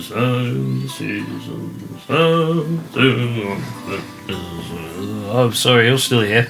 I realised that was probably not my best moment. Oh, well, don't worry about it, fella, don't worry. And he stands up and comes over and claps you on the shoulder. It happens, it's a bit of custard, was a bit of custard. And he leaves the room also. It's little. Mending the joke. It's little people's things. See, it's like I can't. It's not built for you. Is it? No, it's really not. I tried. I did try. I'm helping She wants help cleaning it up. She just nods. Yes, please. I don't worry about it. And I just presto and he's gone. Thank you. Could you help me with the plates, please, Blink? Anyone else want to help? I'll be back now. I can assist. I'm going to follow after Cedric. Okay. He's gone upstairs. Yeah, I'm going to head that direction. I Okay. think I will too. You head up the steps. I'm not. This guy's a loose cannon. I'm worried about him. Very so well. I'm gonna. So the two of you head up the stairs. No. You head with Alice, and the two of you begin clearing the table, Anyone else? taking the things to the kitchen. Where are the rest of you going? Anyone want to give us a hand? I'm gonna go to the sitting room. The sitting room? Yeah. Okay. Yes, I think I would too. Okay. Okay. So the two of you head to the sitting room, where Farley has already plonked himself on an armchair in front of the fire and is kind of just like leaning backwards, and he's closed his eyes and he's swirling a glass of wine in his hand. The doctor comes in as well. Behind the two of you, you kind of arrive at the same time, and again there's this kind of quiet in the room. Blink, you and Alice clear a few plates and begin to take them to the kitchen. She's starting to put things away, and you two head up to Cedric's office.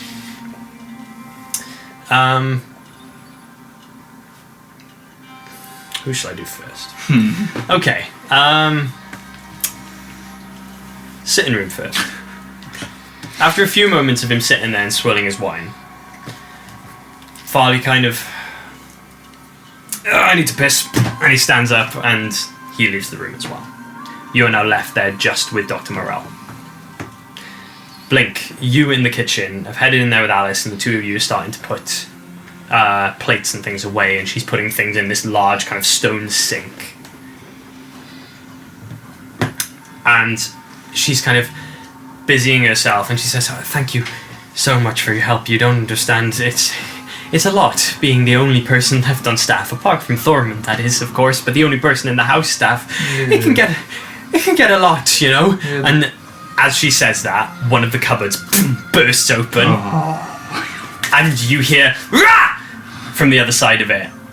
Alice starts back, she drops a plate which shatters on the ground, and you can see Maria sat in one of the cupboards, just clutching this doll, kind of giggling to herself.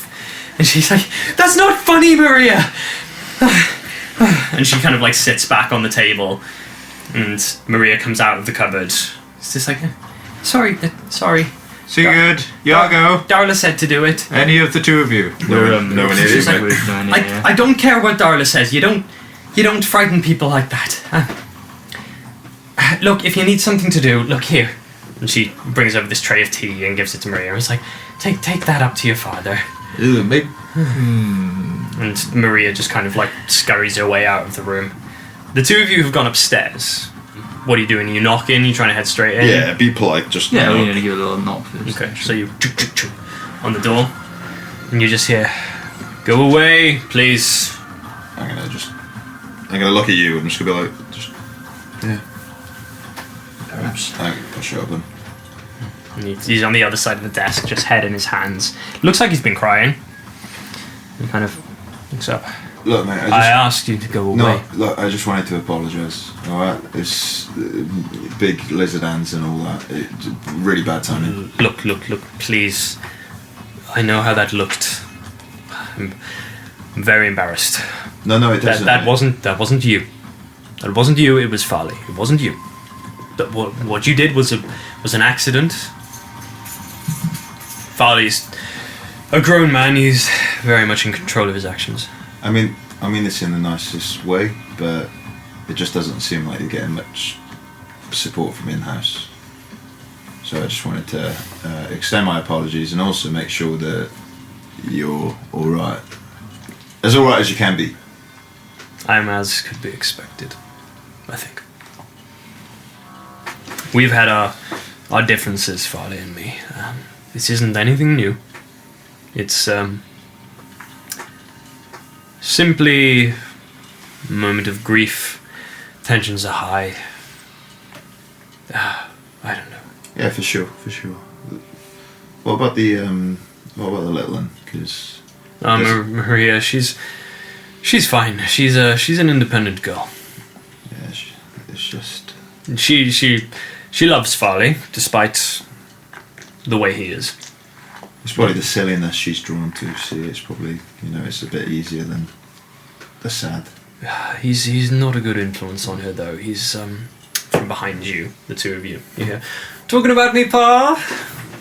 And Farley is stood there with a cup of tea.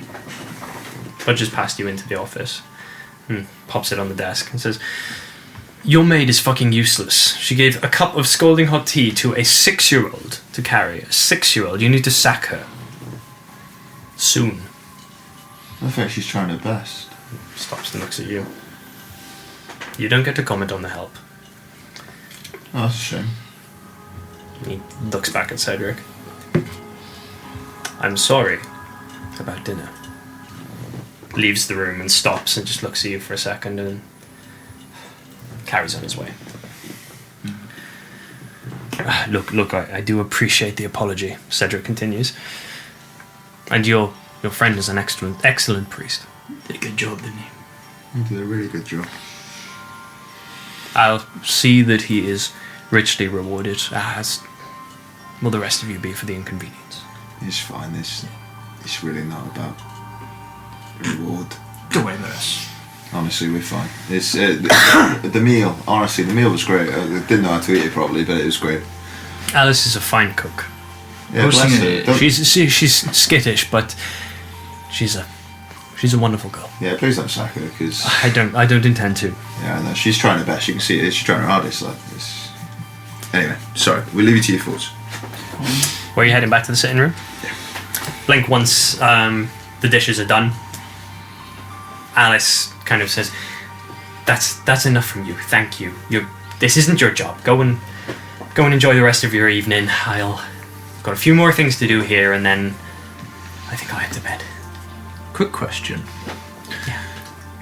How often does Darla tell Maria to do things? Oh, she's always talking to that stupid doll. She's a kid. What are these things that Darla tells her to do? It's just pranks, silly things, anything that she thinks she can get away with. Anything naughty, basically. Like... You say pranks. Why did she smash the glass in the garden? I don't know. Farley was being Overbearing. quite rash, wasn't he? Yeah. I was just trying to help. She was just attention seeking. That's all. It wasn't your fault, please. It wasn't your fault. That's she fine. Look, she probably thought that she was to blame for what was going on, and that was it. That's fine. I'll leave you to it. But if you need any help from me, you know where I am. I really appreciate everything you've done. I do. And I'll shake her hand. She ignores the handshake and just goes for a little hug. Okay, then in that case, I'll just, after I've hugged her, I'll just step back and just put the ball bearing in her hand. What's that? It's just a ball bearing. Thank you. I give them to my friends. Nods her head at you and just... To remember me I'll by. treasure it. She ruffles your hair. Go on, now. Go on. Leave me. I'll take care of this. And you head off to the sitting room, guys. where at the same time all of you reconvene in this room. I'm gonna mosey on up next to Dr. Morel Okay. and just be like, He's just... so continuing on our earlier conversation about Roderick. Oh, Roderick. Yes. Terrible, sad shame. That was... It was Maria's twin brother. Twin brother. Died about a year ago. Some illness. Something. He was sick child always. Like, physically sick? Ah, yes. Always. He was never quite right, but took him in the end. I think he was 5, 4.5. I don't know. This was a while ago now, but yes, like I said, Rosalie was never the same after that. Never the same. And she was such a bright girl when she was young. Such a bright girl. Parents always expect to go before their children. Yes. That they do. So the pain of seeing that must have been hard. Yes. There's a few moments of silence as he says that. And from above you, you just hear this loud thump through the ground. Morel's head flicks up. What was that? Do we all hear that? Yes. A loud thump Right. above your heads. Immediately, is there a body hitting the floor? That thumps up. That's what the thoughts go in. You make an wobbled it in investigation there. check. He wobbled it in there. Upstairs. I feel like we should Is go that upstairs. Is the study door up here above us? Yeah, I'm afraid. Oh, that's it. Upstairs. Fuck. Literally straight away. Just So, It was a 3. I couldn't tell. before you've had a chance to think about it, Sigurd and Iago have left the room and are heading upstairs. I'm going with them, but I'm not going to the room. I'm going to look around the rooms near the study. Because I assume you guys are going to the study. Yeah. Okay. I'll become So you guys head straight to the study door. Yeah. You start sort of frantically looking around the upper floor, Yeah. and Farley kind of comes out the door behind you. He's like, "Did they get a cat? What was that?" And you burst open the door. The large plush armchair that was behind Cedric's desk is on its side, and Cedric is sprawled out on the ground. Oh god. Fuck. Okay, just rush over to Rush over. Ismir! Ismir! Head over, Yeah, I'm and as you sort of behind you. pick him up, you can see there is blood running down his mouth, and he is kind of this really, really raspy, incredibly laboured breathing. As you pull him onto his back, his eyes roll back in his head, and he looks like a vision of death. Oh shit, I'm not. attempting. I'm behind you both, coming in, spear the dying. To try You and, come on, place your hands on him. Morel comes up in the doorway behind you. What's happened? And you place your hands on his chest, and the spare the dying courses through his body, and there's the... and his breathing kind of stabilizes a little bit, and his eyes just kind of flutter closed. What's in the anything in any other disturbances in the room aside from his drinking chair? anything? Yeah, I was going to say, is his the tea. wine glass empty or the tea empty? You head to the desk immediately. You look, the teacup's empty. Yes. Teacup's empty. Oh, fuck. He's lying on the ground, and Morel comes in behind. Help me move him, boy. Help me move him. We'll get him to his room. Come on. Is there a... Wait a second though. It's like, no, look at him. He's got it covered. Wait a second though. Are there any dregs left in the cup of tea? A At the very, very bottom, it seems to have been drained. There's a few tea leaves in there. Okay, I'm going to scoop out a tea leaf and just... It tastes like an Earl Grey. It's floral. Okay. I'm gonna also, seeing as he's like, it's like stabilizing a little bit, but he's clearly not there. I'm level 1 of cure wounds into him as well. Okay. There's another kind of intake of breath, and the breathing becomes a little more steady. And Morel puts a hand on his shoulder. Good. Yes. Just come on. Let's get him to a bed. Get him to a bed. Yeah. Get him off the floor. Come on now. Move him onto his side. Come on. And the two of you kind of lift him out, and Morel begins to guide you through the upstairs corridor, up another set of steps to the second floor of the house, and to what looks to be a master bedroom. He kind of pushes the door open with an elbow, and you head in. It's a very plush, lavishly furnished room with a large four-poster bed dominating the space. There's a large rug on the ground, and there's a small one which is just crackling away in the corner. There's a window which looks out over the grounds. Morel pulls back the covers, and you lay Cedric down in the bed as his breathing continues in a kind of really, really laboured fashion. Did I see where Farley went? Farley is hanging back. So he came to the door behind the guys who are in the office. He's kind of at the top of the stairs, kind of like watching what's going on, kind of like... Is there anywhere in the room out of sight of where Farley can see? In the hall that you're in right now, at the top of the stairs? Yeah. Make a investigation check. Cool. You're trying to figure out where would be a good hiding space. Not necessarily a hiding space. I want to talk to someone without Farley overhearing it. Okay. Who do you want to talk to? Sigurd, probably. You could probably pull him aside. It's a big house. Sigurd, you got a moment? Yeah, sure. Okay. So, just from my observation, I was with Alice, and Maria jumped out from one of the cupboards to scare her. Right. So Alice then instructed Maria to go give the tea to Dad.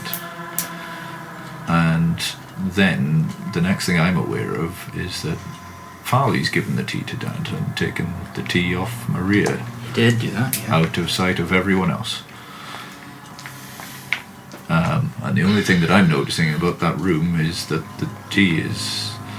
Yeah, and Farley doesn't seem to care that anyone is dying. No, but he I don't... Look, I understand what you're trying to say, but I don't think it's related, because I had a little taste of the tea. Okay. That's it. Is Maria here? That's Earl Grey. Maria, she came up the stairs, and when Ismir and Dr. Morel were leaving the room, she was kind of looking. Dr. Morel was like, come on, dear, go back downstairs, and then guided her back down. So, what do you think caused it? I have no idea. Let's wait and see what happens. At the minute, Lord Windvine is in bed, alive. Good. So, Thank God for Ismir. all good. I'm going to start walking back. Okay. Is Farley about? Before you go anywhere else, I just want to give you the lay of the land. Yeah. So, Windvine Manor. It is a 3-story house. On the ground floor, you have the entryway, which is a small porch. You have the entrance hall, which is that large hall with a tiled floor. You've got the dining room, where you had your dinner. You've got the kitchen with an adjoining pantry, and you've got the downstairs sitting room. Upstairs then, on the first floor, you've got the upper hall at the top of the stairs. You've got the ballroom, which is where you first met earlier on, where the harpsichord and the harp were positioned. You've got Cedric's office, which is where he just collapsed. There is one more room on this floor you haven't been to.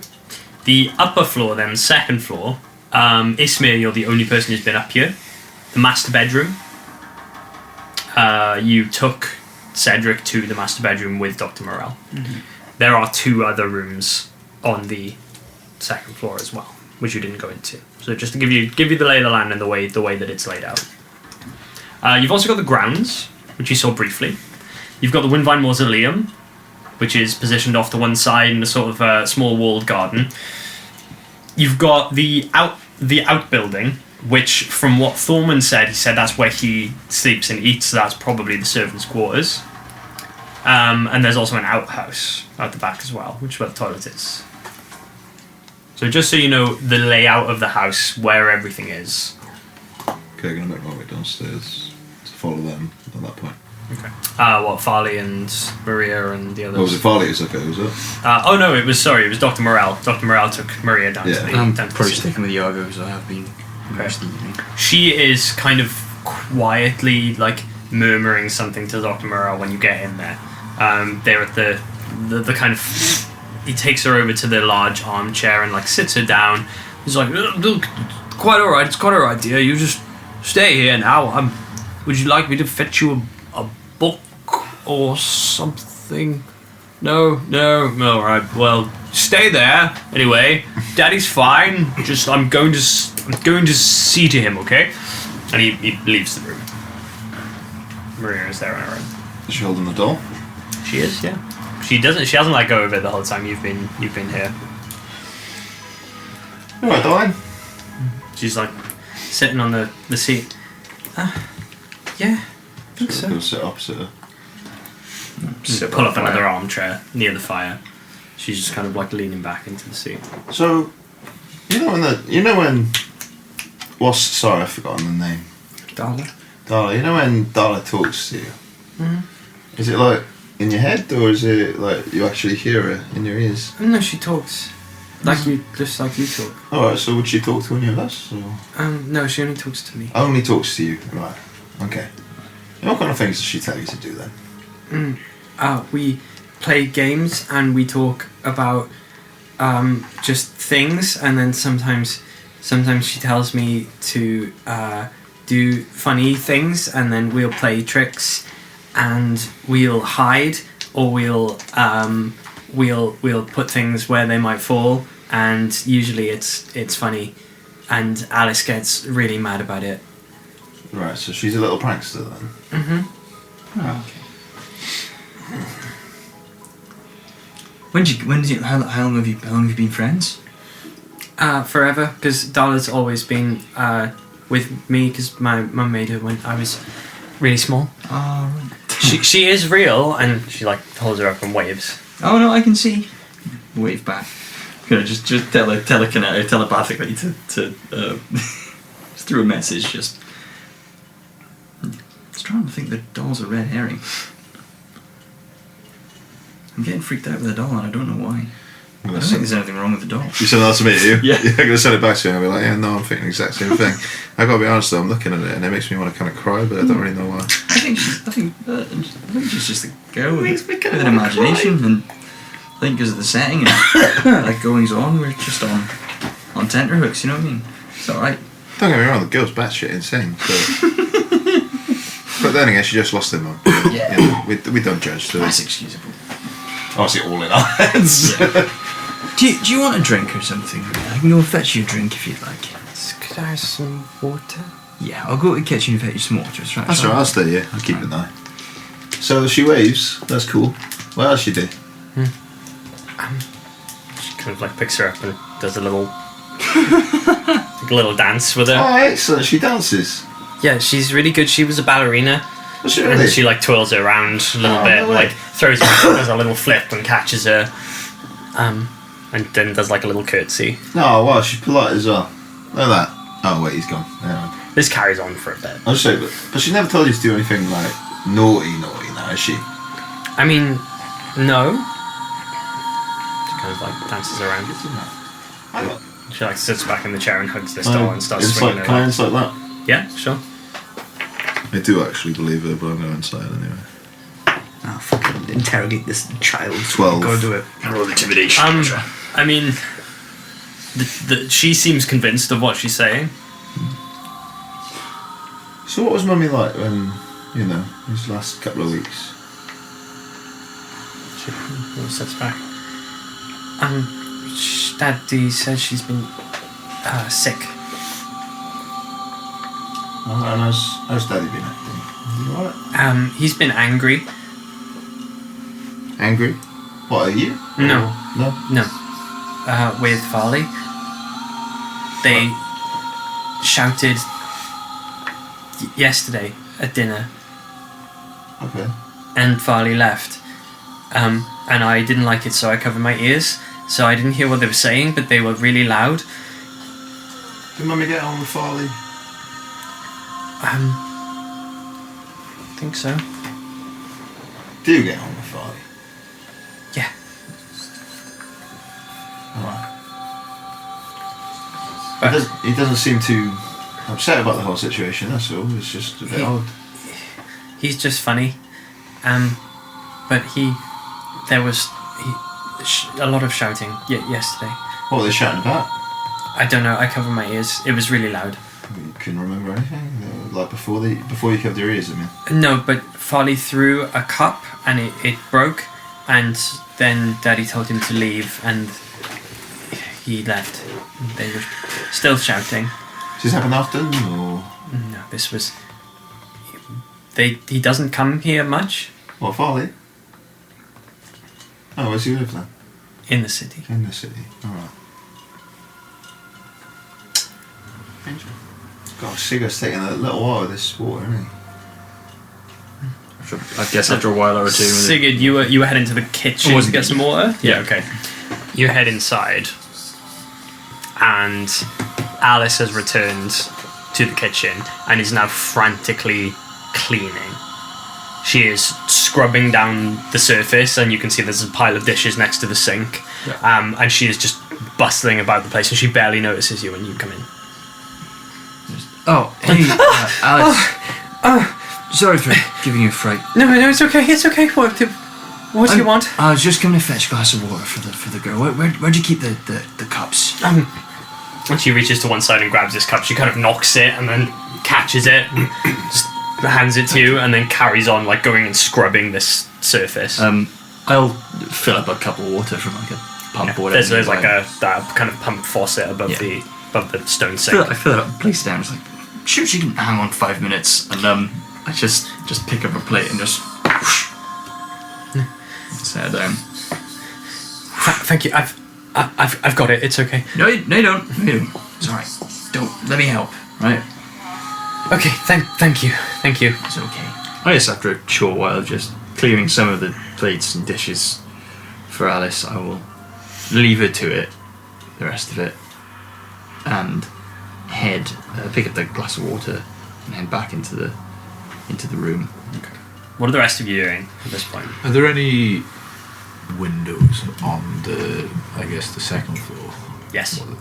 As As you'd expect there to be. They look out over the grounds. Normal house, normal windows. overlooking the mausoleum? Yes. Okay. From the back, yeah, there is. That would be behind the steps. So the steps that lead up to the second floor, there's a large window behind them that overlooks the back garden. Okay. I'm just going to sit on that windowsill then and just keep an eye on the mausoleum. Okay, cool. Make a perception check.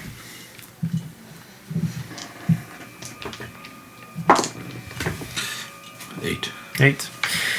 You keep an eye on the grounds for a little while.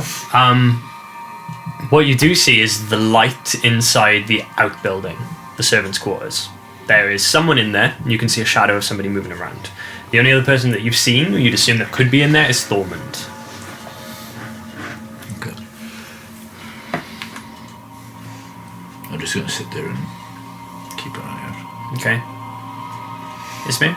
I will be, after putting the body in the bed, or not the body, putting Cedric. putting Cedric in a bed, I'm going to start sort of examining him medically, trying to see if this... I don't have fucking cat poison prepared today. Because why would I? Why would I ever prepare that? Stupid, isn't it? Okay. But I'm like trying to see whether I can try and tell just by examining medically, is this like...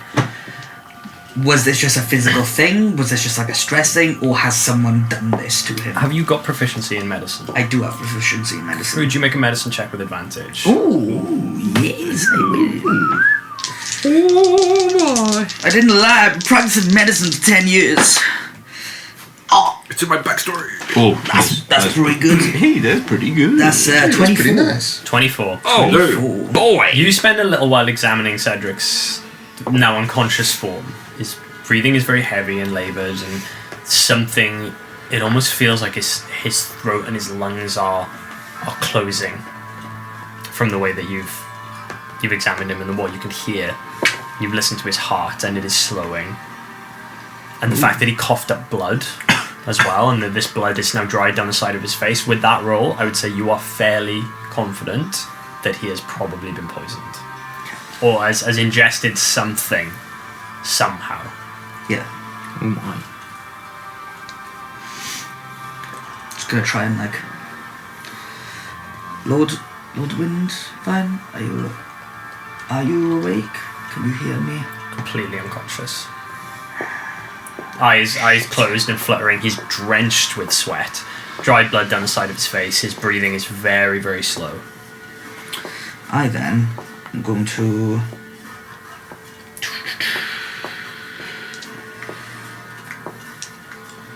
Yeah, I'm gonna touch a holy symbol and I'm gonna point underneath me. And I'm just gonna try aiming for Belzefir to send a message to him. Cool. It's the Where are big you, one. Bezafir? I reckon in Cedric's office. Okay. At the scene off there, yeah. Yeah, okay. I'm gonna be like, I'm with him in the bedroom. He has been poisoned. I am pretty certain. I worry about leaving him on his own. Perhaps you stay with him. Me and the others will try and do the legwork. Yeah, okay. I'll message you if something else happens. Very well. Was that a fight at all? So Farley has been upstairs this whole time. He's Right. still out in the hall. I see.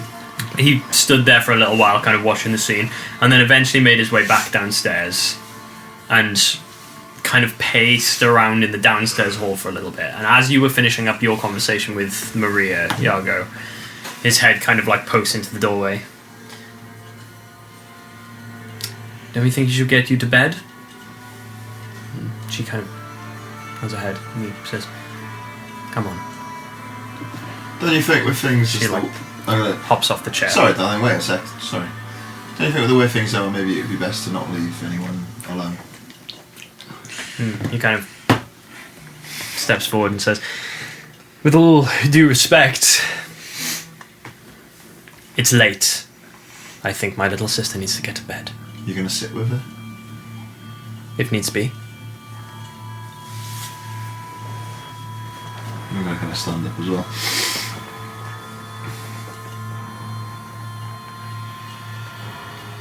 You don't seem phased by any of this. Cousin. It's a bit much, and I'm several wines deep. Fair enough. I think perhaps we need to address this in a slightly more logical fashion, don't you? But for now, Maria, I think, needs to go to bed. This has been a very heavy day for her. Maria, come on. And she kind of looks at you and hops down off the chair and scuttles over to Farley and takes her hand and leads her away back up the stairs. You see them coming up past the stairs. And they make their way to one of the bedrooms or one of the doors on the first floor that you haven't investigated yet. The one remaining door. Yes. They disappear inside for a few moments. And then eventually Farley comes back out and closes the door behind him. And he then makes his way back down the stairs and to the sitting room. Reading my book in front of the fire. My intention with being in the office is to not rule out the fact that it might have been a suicide attempt. So I would like to look for some kind of indicator, any potential notes or any stash of what might have caused him to collapse. Make a perception check. Monkey. Yes, 21. Nice. You search the room. Now, there are various papers and various parchments around the desk, and thinking you may be overstepping the mark a little bit, you begin going into the drawers when nothing immediately catches your attention. What you do find I love that sentence. in one of the top drawers, as you're looking through, I think with that roll, it's a very good roll, So not 20 plus 1. is a piece of parchment detailing the estate of Mr. and Mrs. Cedric Windvine, an adjustment to which was made the week prior. In this adjustment, a regular allowance, which had been deposited directly to the home of one Farley Windvine, has been stricken. That's what you find. I see. Just like a compelling. Tuck into a little side pouch, and then just while I'm in the room, just pick up the teacup and just see if anything smells off with it. Make a perception check. Can I persuade you for survival? I'll allow it, yeah. Just because it's slightly better. 18. It's an extremely floral smell. You'd akin it to the likes of a floral tea like Earl Grey. Okay. But it smells flowery, botanical. Let's see. What are you doing, Blink? Because you've been sat on that windowsill for a little while. Are the lights...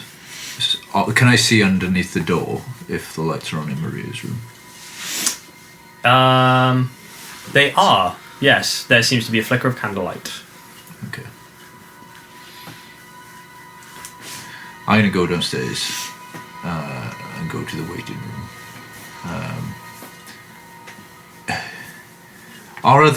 From the waiting room, just... Which is like the main hall? Yeah, I guess. At the bottom of the stairs? Yeah, so I've got eyes on every room then. I Yes, guess. you can see every room on the ground floor from there. Okay. Or the entrances to. I would have seen that Farley's come back downstairs, haven't I? Yes, and has gone into the dining room. Yarger's just followed him in there. Maybe I'll just sit at the bottom of the stairs. Okay. You sit, kind of watch those different doorways, those different entryways. Yarger, I'll come back to you in a second. Ismir, what are you doing since you sent that message? First of all, I'll just be watching him for a bit, and then I will. His breathing steadies, and it's still very, very shallow, very laboured, but it does even out and steady from your healing attempts. I will start looking around the bedroom for any notes, any papers, anything as well. Okay, Trying to look for who would want to take him out. Make a perception check. 12. 12. Okay, you cast a cursory glance across the master bedroom. It's a large four-poster bed, more than big enough for two people to sleep in. There is a dresser on the other side of the room. There's a large, armoire on the side, like a big wardrobe.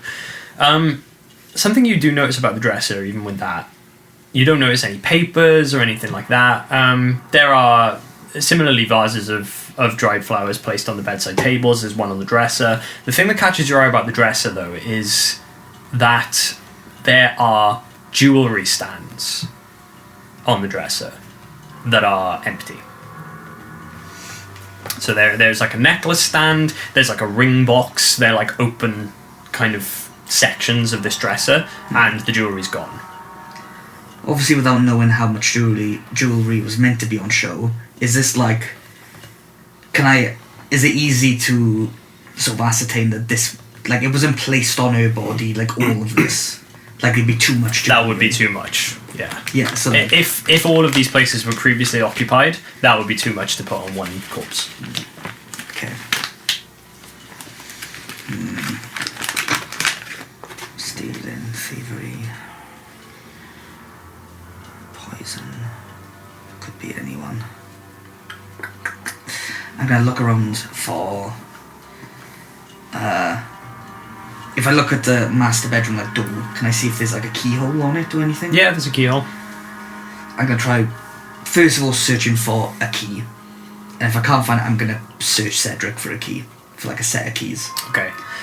Not in the room itself, but as you pour through Cedric's waistcoat, there is a set of keys, yes. Cool. I'm gonna then leave the room. I'm gonna lock the door behind me. But checking the windows first. See if they can be latched or closed. I'm gonna lock the door behind me. Okay, you head over to the window and check it. It's lockable. It's open, just a tad. Just a little bit.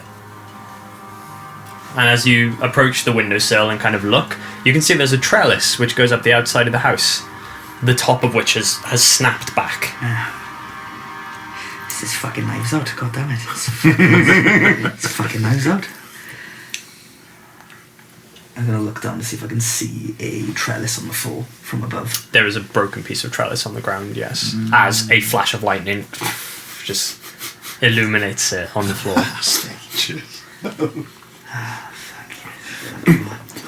Are you sure it's on the floor, or is it perhaps right here on the nose?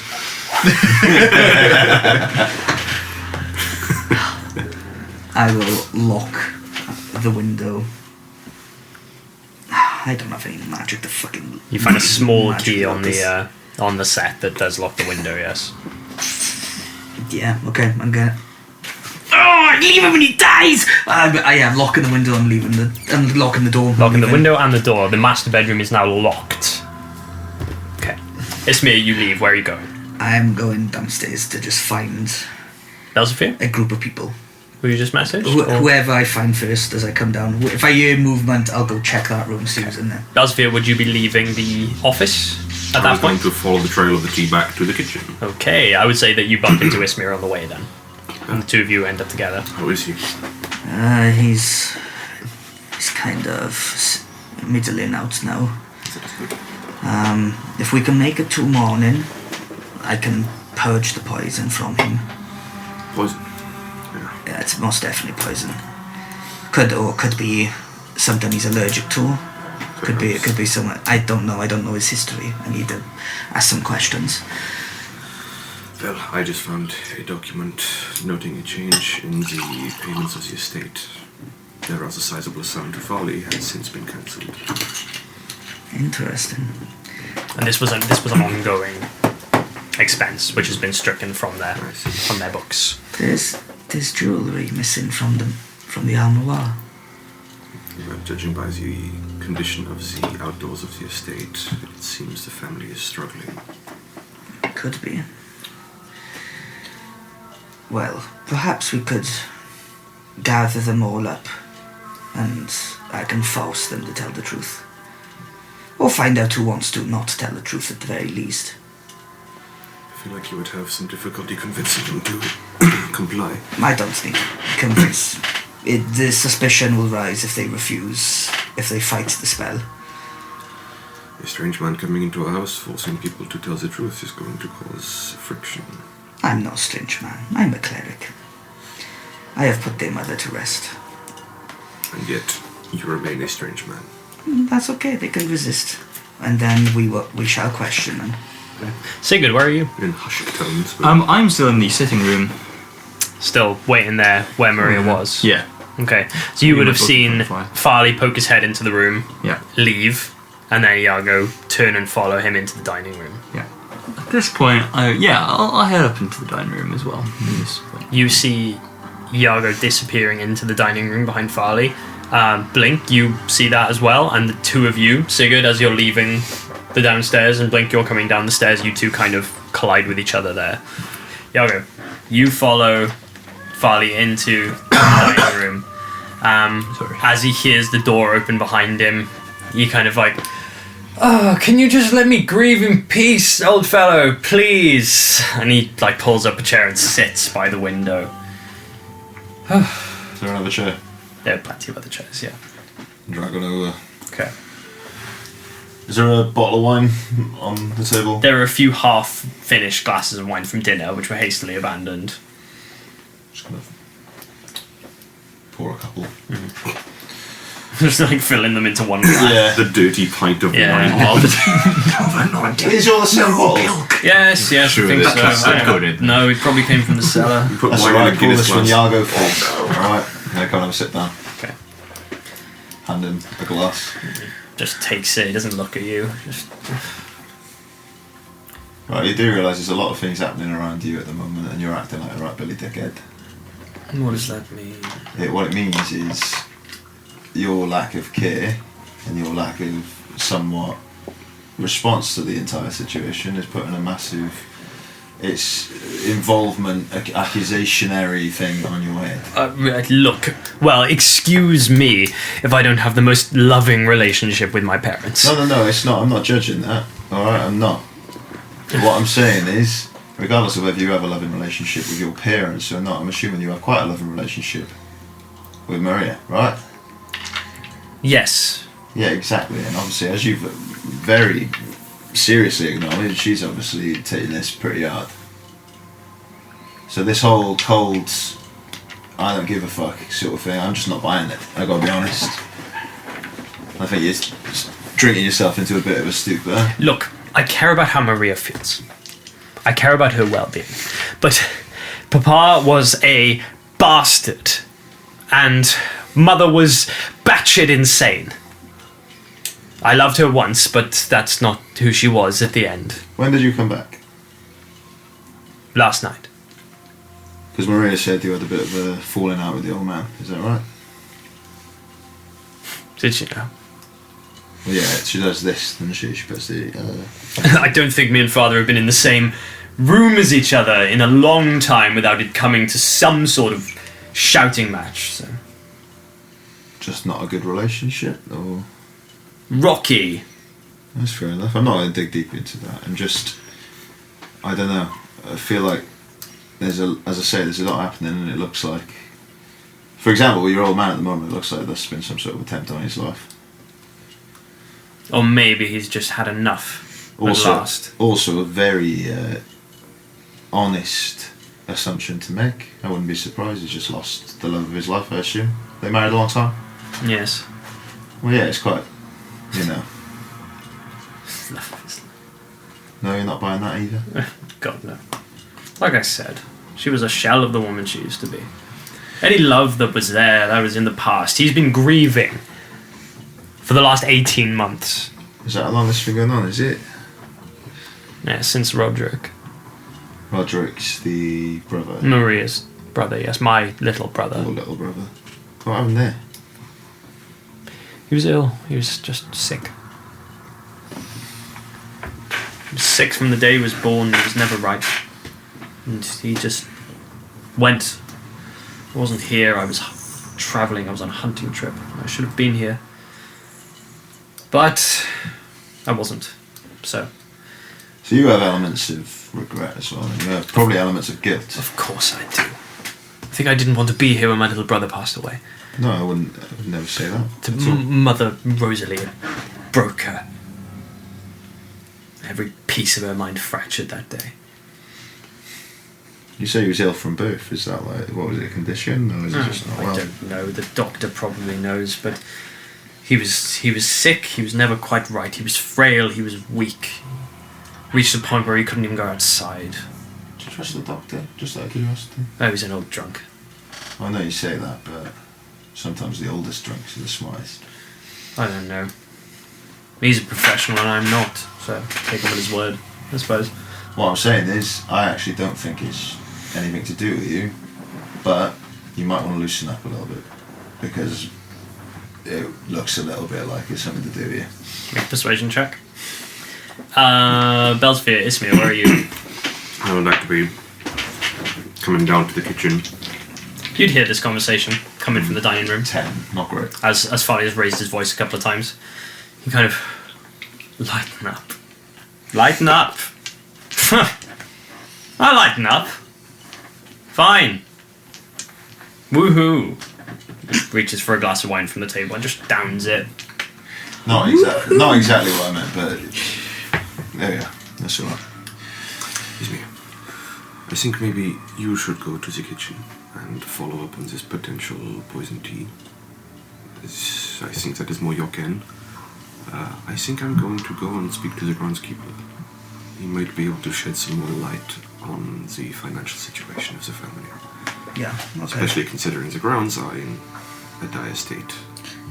As you go, just check the trellis as you go. You'll see it. It's on the outside. You'll see it going up to one of the highest windows. If you can possibly bring the groundskeeper to the house too. I'd rather hit everybody with I'm sure he will be more than willing to. One more thing I was thinking is the doctor was quite vocal about his expertise in medicine in the ballroom earlier. Yeah. I imagine that extends to plants and potions and poisons. Oh no, everybody's a suspect. I know. I was just Unfortunately, thinking perhaps him being drunk, it might be worth trying to play on some kind of professional pride he might have. We know that he was poisoned, but if we perhaps loudly denounce the efficacy of the poison, perhaps he will get a little bit riled up. Maybe that is something worth looking for. okay, I see. Try to bait him. I tell you what I will do. I will go and retrieve the groundskeeper and bring him inside, and then we can have a larger conversation together. Yeah, it'd be better to have everybody in one position, in one place. Very well. I'm gonna try and get Blink. Unfortunately, I suspect a little girl too. She maybe not of her own choice, but perhaps someone or something is influencing her. It's a possibility too. Well, if Farley is the suspect and he is angling for control of the financial assets once again, he could do that by controlling the little girl. Possibly. To be fair, I think he does allow her. I think he does care for her. It's more of a. Yes, but if he has been written out of the estate, then the rest, whatever money remains, will go to Maria. Ah, yeah, true. And if he keeps her sweet, he may be able to. Well, she can't be in charge of a manor, can she? No, She's too he young. could be like an advisor of some kind. He would be appointed beneficiary or guardian, Yeah, and thus controls the financial assets, yeah, whatever might remain. yeah. It's a good theory. But I will go and retrieve the groundskeeper and meet you back inside. Okay, Ismir heading for the dining room. If I then pass Blink on the way, if he is, The windows up. Yeah, just top of the stairs, I guess. Still watching the outbuilding. Flicking between the outhouse, the outbuilding, and Maria's room. okay. I want to gather everybody in the dining room. Okay. I think we all need to get together, and a few questions needs to be asked. Belle, have you spotted anything while up here? No. Maria's hasn't left her room. Her light's just gone out. Right, she's in the room. Okay. Have you seen the? Groundskeeper seems to be in his hut. Ah, yeah, I can see. Yeah, over there. Yeah. I assume. I wanted to keep an eye on that, but You would then see Belzevere making his way across. the Bells garden. of Ear seems to. Yeah, he's going to talk Don't to look him. silly, so I'm going to and walk silly. He's going to talk to him and bring him back into the dining room. Does anyone have a way to communicate with Bells of Ear, just in case? Yeah, I do. Good. A few others do, I think, as well. But yeah, In that case, I think I'm the safe option to get Alice. She seems to trust me. okay. And It's going to sound bad, but I think we also need Maria. yeah, Need to ask her a few questions. I don't think I'm the best option to pick up Maria, so maybe Iago gets Maria. So Belzevere, you make your way across the grounds. It's muddy. It being raining now at this point. The rain is coming down heavy. You traipse through mudded lawn, past a number of flower beds, many of which you can see that there are clear signs that they've been picked from. You can assume this is where a lot of the flowers that are in the house are coming from. You carry on towards the outbuilding. As you head over, you can see there's a lantern glowing inside, the light spilling forth from the window. Just You open can the door hear as a sounds heavy-handed. inside. Yeah. Hello! Yeah, hello? Comes to the door, and the face of Thormund looks upon you, like kind of balding head and straggly little goatee. It's like, oh, hello. Well, I apologize to disturb you so late in the night, but there has been a small situation in the house, and I was wondering if you could join me, and we could discuss things. Well, what's going on? What's happened? The Lord of the Manor has suddenly taken ill, and we need to dot the I's and cross the T's. Well, Lord Cedric. The very same. Well, see, I'm not permitted to set foot in the house. Muddy believe- boots and all. There will be an exception. Remove your boots. Make a persuasion check.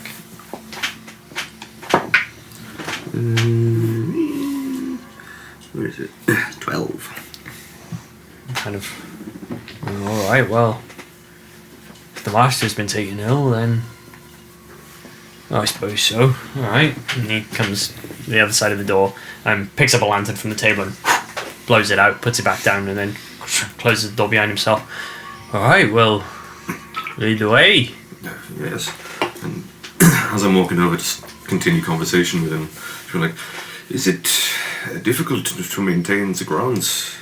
Aye, yes, well, there used to be more staff than just me and Alice, see? And now there's just the two of us. There are plenty of empty rooms in the outbuilding there. Servants' quarters used to be, but now just the two's occupied. There's 4 or 5 which are empty. So it used to be easier when there was more of us.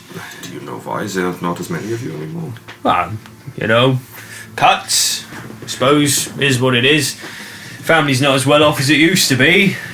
Not since the, Hard times have befallen yet another family. Aye, it is what it is, you know. I'm just thankful that I've been kept on because I've been groundskeeper here for as long as I can remember. Well, you've clearly done a fantastic job with the resources you have. Aye, there's all sorts growing out here, you know. There's vegetable patches, many different flowers, herbs, that sort of thing. I tends to the garden as well as I can. I try and keep to the back. The front, well, that's another story. It's a little overgrown and I never get round to it. Well, you're only one man. Aye, well, when the summer months come round, it's a much more pleasant sight out there, but, you know. What is the most interesting thing that you have found growing in this garden? No. Well, there's all sorts, you know. There's red flowers and yellow flowers, purple flowers. The purple ones are good. Aye, yeah, I do like a purple flower.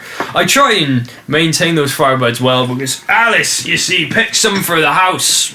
Well, brightens up the place, she says. So I keep them growing. I keep them watered when it's dry, when the weather's warm. Everybody's suspecting fucking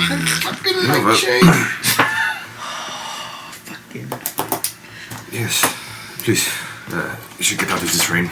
Alright, yes, well. There's too You head many to the red back door and herrings. you head back into the main hall. I mean, take off the boots to ensure that they don't track mud in. Yeah, he takes them off. He's got these socks which are just full of holes, like thick woolen socks. His big toe just sticks out of one of them. He's got Hey, little guy. No. And then I'll just kind of cock an ear to see where this conversation coming from. You had the dining Yago room and or the Farley sitting still room, talking yeah. in the dining room. Okay, so the two of you head into the kitchen. Belzevere with Thormund go into the Dining room. dining room. Sigurd, where are you? I'm still in the sitting room with Sitting room with the doctor. He's been very quiet the whole time you've been in there, unless you've tried to engage him in conversation. Oh yeah, I'll head up to that. I'll just head up to him and put the book away and rest. Doc, Well, yes, dear boy. you looked after the family for a while, right? Yes, that's right. Since Lady Rosalie was born. Huh? Yes, that's it. That's true. I remember the day. I remember it well. I'm assuming you took care of her late son too when he was ill. Roderick. Yeah. Yes, terribly sad, terribly sad. All of that. If you don't mind me asking, do you know what ailed the boy? It was something with the lungs. Something to do with the smog from the city, I believe. It's sad. Did he go there much? Every now and again, but for a boy of his constitution from birth, he was always was a weak lad. But something ailed him from there, and it was a slow, painful process. And, it affected Rosalie terribly. It did. What did you treat him with? Such a thing. Herbs, poultices, things that I had learned from my time growing up, and from my tutelage at the university, of course. Right. Forgive me. simply interested in medicine, stuff like that. It's not my wheelhouse, so. Oh, no, well, the Davids are the professionals then. Hey. No, absolutely. But no, old poor Rosalie never quite let it go. Couldn't bear to be parted from him. Yeah, well. It's the kind of thing that you don't really get past, I think, as a parent. No, certainly not in her case, no. Where's the boy buried? Is he in the mausoleum? Well, yes, of course, naturally. Well, at least she's been laid to rest near him now. That's nice, I suppose, isn't it? Yes, I suppose so. What's your passive insight? I mean, can I roll to see if he's acting funny? Because his wording here is. If you think that would have sparked something with you, yes, yeah, you can roll instead. He's being fucking weird. My passive insight's 11. I'm not sure if that's gonna do it, but there's something fucking strange. He's zoned out. Like as soon as I started talking about it. So 21. Okay. Natural 20. Monkeys galore. He zoned out, yes. And as soon as you said, "Where's the boy buried?" Yeah. there was like a flick, and he was not interested in the conversation. Ah. Interesting. And he's diverted his gaze from you now back to the window. Something the matter, Doc? What? You mentioned the boy, and you just kind of. Oh, the boy, Roderick. Yes, terrible shame. We've got past that, yeah. But just kind of just drift off somewhere when I asked about where he was laid to rest. So. I mean, he's in Mausoleum, right? Next to his mum. Rosalie, she couldn't let it go. And he drains the last of the cup of wine that's in his hand. Is there another bottle in the room that has been perhaps opened or partially opened? Yeah, there's a few scattered around. I'm gonna pick one up. I'm gonna pick one up, pick myself up a glass of wine, and just head back over, put it on the windowsill, take his glass, put it there, and just pour. Just put it in. He is slipping into an absolute drunken stupor at this point. Like, he has drunk so much, you can smell it on his breath, and he can barely stand up. You can see his eyes kind of drooping every now and again. He's like, hey, listen, Doc, right? Takes the glass and... Whatever you're about to tell me, I probably won't judge you. Take a sip. Oh, she couldn't let it go. She was sad. She was so sad. Aye. Ever since he was laid to rest, she was so melancholy, and she was so light once. Yeah. No, that goes to follow. Then there are certain things, dear boy. There's certain things that someone in my profession. Certain things that we just don't speak of. We don't think about it. Of course. Life, life is. It is what it is. It reaches its end, and that is that. And some people die peacefully. Some people die violently. But death is death. Goes for us all, doesn't it? There's a tradition in this family, you see. A tradition, more a superstition, that way, and that is that when there is a death, the body must be laid to rest before the next sunset, for the sunset of the following day. And to say it's a tradition, it's a fear the Windvines have always had. But for Rosalie, see, that was just too quick. She wouldn't let him go. So they didn't bury the boy before the next sunset. Now, and I told her I'd help her. Help her what, dog? Keep him preserved? looking as peaceful. as he did. Of course. I understand why you'd do that. I'm sorry. I'm so sorry. No, don't apologise, mate. That's all right. She paid me, you know. She paid me to do it. It's okay. And I'm assuming the other members of the family weren't aware. No. So where did you keep the boy? It was upstairs. Upstairs. He kind of leans back and like drains the rest of this cup. Upstairs. And Second floor. second floor.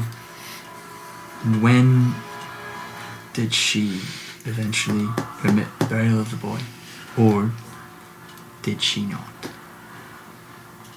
He's still there. He's still there. Now, you know, your profession's doctor, medicine. I'm a stonemason by day, but I'll just pop open the book. I like to dabble in something more, so I've got a bit of a sense for these kinds of things.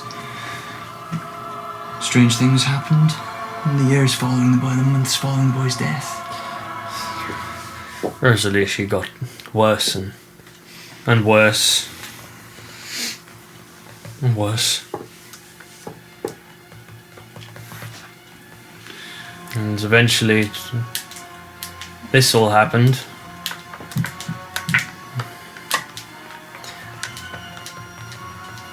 This superstition they have, it's if the body's not laid to rest within the proper time, the spirit can't move on. I agree. So the spirit stayed. I don't know about all that. Drains the rest of the cup and he just slumps back into this armchair. And he just kind of dozes out.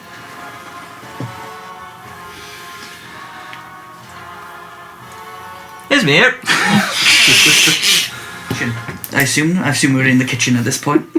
Yeah, after that long conversation, unless it took us that long to get into the kitchen. We're walking real slow. We're like, Do you think he's saying anything That was important? happening while you were upstairs, and then while Belzebub went outside. Yeah, And that was all happening in the meantime of everything that had gone past since last time I checked in and Sigurd. I guess, do we get part in the kitchen first, or we come into when he calls? You come into the kitchen, Alice is still frantically scrubbing at the surfaces and trying to clean everything down.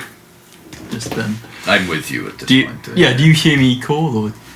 You would have shouted, Ismir. I did yeah, not shout, I just like raised voice. Ismir? Like, Ismir! Where were you? Sitting room? Yeah, you'd hear Sitting. that from the kitchen, easy. If I hear that, I'd be like, okay, you got this one, and I'm gonna leave. For She kind of looks up from her scrubbing as you leave, and Bink is still there. Is everything okay? Yeah, everything's fine. Yeah, don't worry about it. All right. Let's just take a little trip upstairs just for a second. Once we start walking, I'm just gonna be. Yago, where are you? Have I heard him call as well? Do we want from the to- dining room? Yeah. If you shouted it loud enough, if you're in the dining room, yes, you would definitely, because the sitting room is directly opposite. Right, we've been sat in this awkward silence for a little bit too long, mate. So you enjoy your wine. I have brought the groundskeeper for chat. You are leaving. Yeah, no, it's fine. why do we need to go upstairs? I was going to get everyone in. Hello, what's going on, I man? heard Ismir called, so I Well, thought I heard basically, that too. the doctor just confessed to me something that Sit in the main room. What is happening? Essentially, Hello.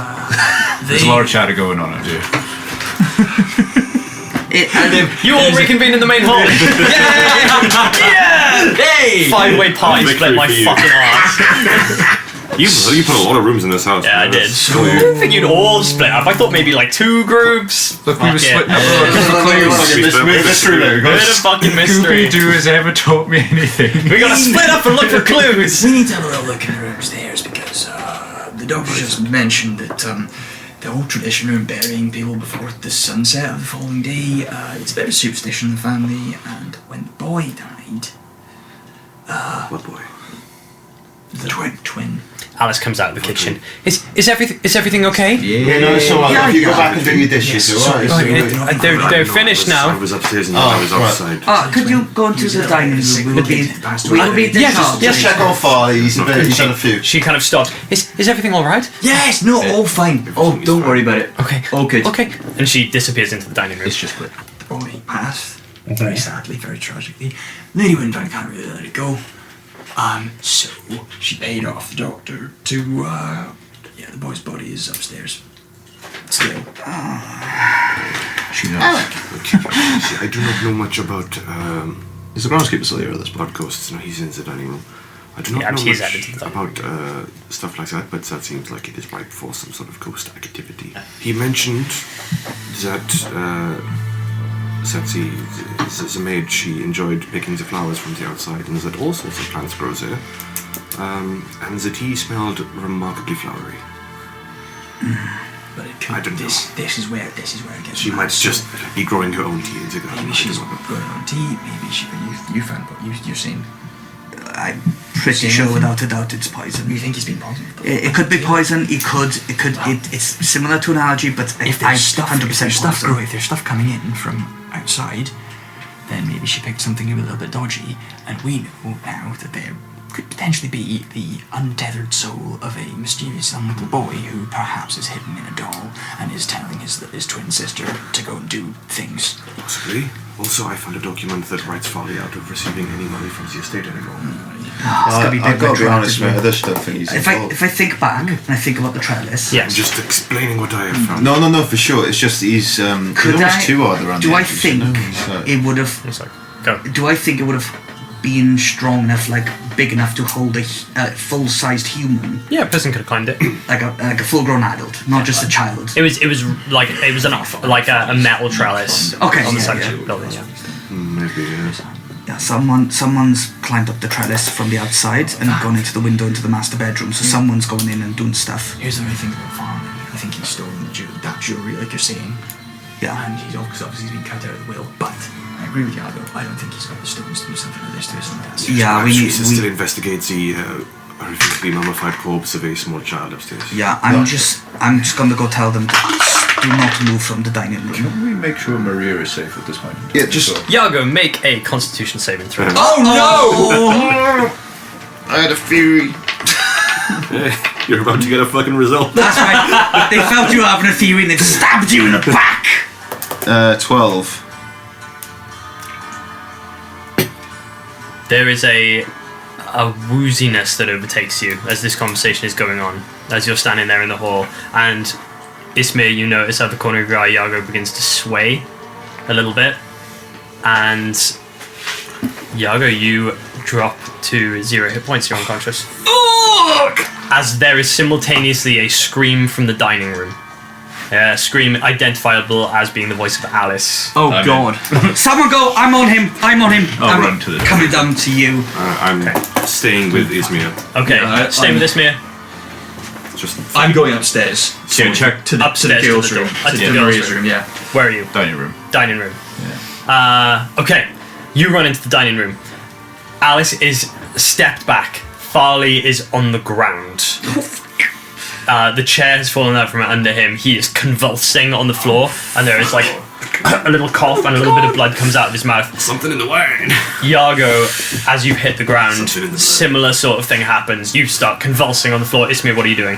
I go to him, spare the dying first of all, Okay, just to hold. you're stabilized. What are you doing at this point? I'm standing. I've drawn a sword, And drawn a he's- dagger, and I'm standing by Ismir, just looking. Okay. And he is not getting up. He's still on the ground. Cool. Cure wounds level 1. Cure you wounds. will just heal. Because you are at 0 hit points, you just get a yes. full heal. Make a Constitution saving. No, Constitution check as that happens. Ooh. Actually, I'll let you take the saving throw if it's better. 16. 16. Okay. You can take that healing and regain consciousness as the acute wounds courses through your body. 20. The divine energy Oh, just legend. pulls you back into consciousness from the ground. Blink, there is now a scene of chaos in this room as Thormund and the doctor have kind of like reeled back from what's going on. Farley is convulsing on the ground, Ismir, with blood coughing out of his mouth. Ismir. I'm going to grab Ismir and I'm just going to pull him close. Ismir, help! Fuck. Folly! You stagger back to your feet. You still feel incredibly sick, and you are poisoned. Poison condition. Dirty wine, man. Don't do it. Don't do it. Okay, Ismir, you run into the dining room. Yeah. Okay. Folly's down, Folly's down. Sit on the ground. What are you doing? Just shitting on my To be boys. fair, Oh, it's jam fuck shit. it! That's, Spear the Dying as Spare well. the dying. The convulsing stops, and there's this sharp intake of breath. Checking it first of all to see if he's dying or if he's just going to be stabilised as He's well. dying. Ah, you fucking Oh, son of a- no, the spare the dying would have stabilized him. Sorry, he was dying before that. Okay, so he's just... Yeah. I will not cure him because it's just going to be useless. He's a cunt fair. also, so Yeah. Alice is still screaming, just constantly now in the background. There's this loud, high-pitched scream coming from the dining room. Could you imagine like hope So two of you are in the dining room. Where are you? I'd be still in the entry hall with Iago. In the entry hall with Iago. Iago, what are you doing? I got down a fucking potion of healing is what I'm going to do. You drank some wine. Pull this potion of healing from your bag.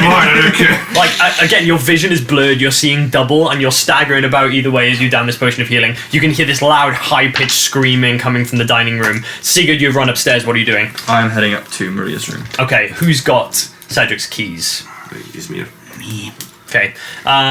Sigurd, you run to this door upstairs. Ah. There's now noise expelling through the house. I'm not unlocking it. I'm just blowing the fucking lock Make off. an attack roll. Yeah, we got mending, we got mending. I'm a fucking dwarf. It's fine. It's in the middle of the floor going, I got to do it. Iago, your vision returns to normal as you kind of stagger back to your feet. Belzevere, you pull him up, and the two of you are kind of there in the entry hall. You can still hear the screaming from the dining room. Alice comes running out. It's just like, what's going on? What's going on? But no, I'm joking. Sorry, the chaos of the situation is just like... I was choked up in water. Yeah, sure, we're not feeling very well, love. We're not feeling very well. As she runs out, I'm just holding a sword up to her, and we're like, "What? What? What case of wine did you serve tonight?" I don't know. It came from the cellar. I can't get it from the cellar. Do I believe this reaction that she's having? Make an insight check. Yeah, that's bad. That's 5. She's terrified. There are tears streaming down her face, and she's hysterical. So it's very difficult to tell anything with a 5. Sorry. Just from the blurriness and the panic of you holding a sword, I am just gonna... Who are you punching? Alice. Make an attack roll. Just out of pure panic. And you charge past Belzevere and go I'm not even for a charging, I'm punch. right next to him. Just bang. Oh god. She has not got high AC, I can assure Oh, you. bless her heart. Yeah, that's a 16 to hit. Give me your unarmed strike damage, whatever it is. Oh god, it's an advanced unarmed strike as well. 4. 4. You boom, square across the jaw. Her head spins to one side. Boom, out like a light. Down on the Alright, ground. got it, now you don't have to She stab like it. boom into the Wasn't going to doorway. stab it, I was Ismir, you asking see her a fall. question. Oh fuck! Right. Fuck! I get up, I fucking run, spear fucking dying on it as well. Oh no, she's not.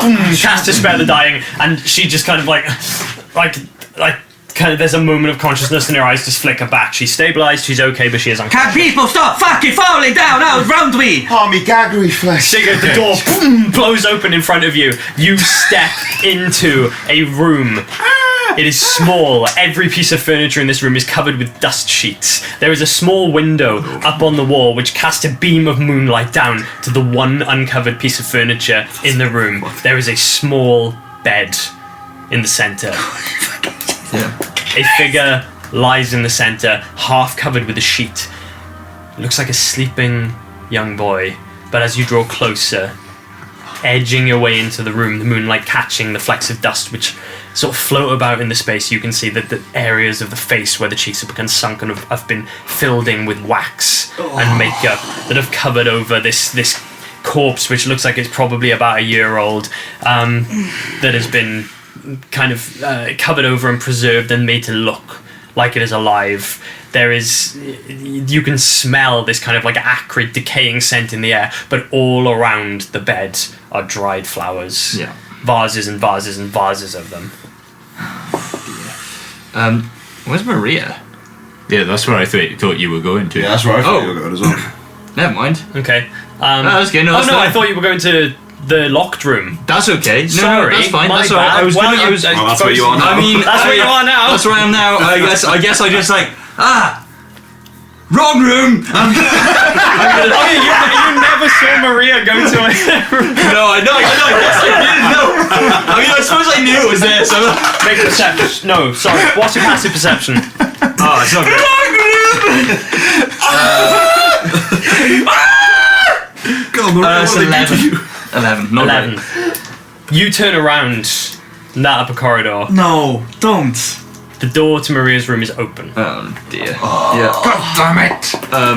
I'm gonna head towards it and look in. Okay, you Oh, run over to Jesus. the other door. You look into the I'll room. punch a You can child. see a small child's room. The walls are painted a pale blue. There are 2 beds in place. One of them is messy. The other one is perfectly made. There are blocks on the floor. Various toys. You can see this little model cart and a little wooden horse that have been placed around the side of the room. It's a little bit of a mess, but there is no sign of Maria.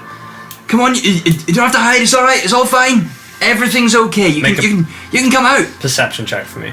With what am I doing? Making that perception check with? Am I looking? Searching the room, I would assume, or looking Alright. out for it if she's hiding somewhere. Cool. That was my alright, assumption. nice. Well, I have my goggles of the eagle. Oh yes, so- you can make that with advantage. Alright, that's not horrendous, but it's not great. It's going to be an 11. You chuck these goggles on and kind of start scanning the room. You don't see any signs of movement.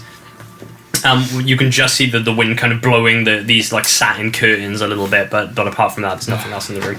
Sigurd's voice calls out as he shouts for Maria. Those of you are all now gathered in the doorway of the dining room. Hear it coming from upstairs, echoing down. I'm just going to go searching around all the rooms then, I guess. Office first. Okay. Upstairs, then you head into Cedric's office. You sort of poke your head inside, make a perception check. 17. 17. You cast your eye across the room. Nothing. Nothing. And you're in Maria's bedroom, and you? Yeah. That's right there. So you're both on the same floor I'll at go this see point. Sigurd then. Okay. What is going on? What I don't know, in the kid's hell? gone. The kid's gone missing, and I've just accidentally fucking stumbled into the bedroom of a rotting corpse of a 6-year-old boy. Fuck. Well, that's not good. Do you think? Nope. What's happening, boys? He's found a corpse. Don't worry, I just knocked out the maid. What are the rest of you doing? Oh, Christ alive. It's hell of a Right. night. Check in. Everyone's. So Alice is still unconscious on the floor. Farley is unconscious on the floor. The doctor is in the corner. No, the doctor was in the sitting room. Still, just passed out. He's just fucking completely. he just And ran his gun off. Thormund is in the corner of the dining room, just like, what is going on? But yeah, there's nothing else you can see in that immediate area. Sigurd, Okay. can we race upstairs and go check on the Many dad? people are dropping from wine exposures, and the doctor is probably no different. Yeah. I'm not gonna lie, it made me Terry feel a bit funny. You died. You were on the floor. I know, it's not good. It's Help me get these bodies into the dining room. We're gonna get everyone in the same room, so if people die, I can fucking starve it. I'm going to rush over to the sitting room. Okay, you pick up and drag Alice into the room. Farley's already in there. You head into the sitting room. There is the doctor is sat at the back of the room in an armchair. The wine is spilled onto the ground next to him, and you run up to him in a panic. And as you get close, you hear.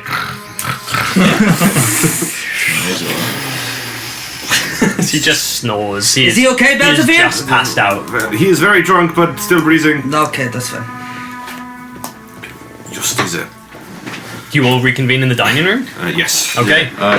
Everyone is now present in the dining room. I was going to say, I want to go up to the the dad's supposed to go up bedroom. and check the. Oh, to the master check bedroom. Cedric's bedroom. Yeah. Okay, you head up and the door's locked. Blast her open. Once again, Do it. Boom, the door smashes open. that's- that was a You nice step one. inside. Cedric doesn't stir. He is still breathing. He seems to be still alive. He's lying in the bed on his back. His eyes look sunken. His cheeks look shallow. He's really just holding in there. He's probably not far off death, but he is alive. Okay, I'm being- he's still alive. At least we know that. Let's go back down. Did I hear Ismir shouting about getting all the bodies in the dining room? Yep, let's Right, go. okay, let's arm him. Come on. I just like, head over to Cedric and You just like scoop up Cedric. gently scoop him The up. two of you carry him downstairs and into the dining room, where now everybody is assembled in the dining room except for Dr. Morel and Maria. Everybody else is in that room at the moment. Get the doctor into this. Alice is unconscious, and Thalia is unconscious, the Yago? doctor's unconscious, Cedric is unconscious. Find Maria. It is just you guys and the groundskeeper Don't who do are it. now What was in that? that room. Communicate with her. Oh, I don't know. It's not how it works, man. I need to be able to Do something! That's alright. Alright, chill out. No, Beth just said the doctor. He said go find Maria, so I'm gonna start running around all the rooms, just like flipping things out. Wait, Yeah, I think wait, this heading was first? all Where are you fucking going? Let's go to the first floor first, and then start. So the ground floor? Oh no, where she was hiding earlier first in the kitchen. Okay. Yeah. You run into the kitchen, burst through the door, stood near the counter, on a stool, so she is waist height with the counter, is Maria. You see the back of her, you see her dark hair falling down her back, and she turns towards you and looks, and she's holding a cup of tea in her hand.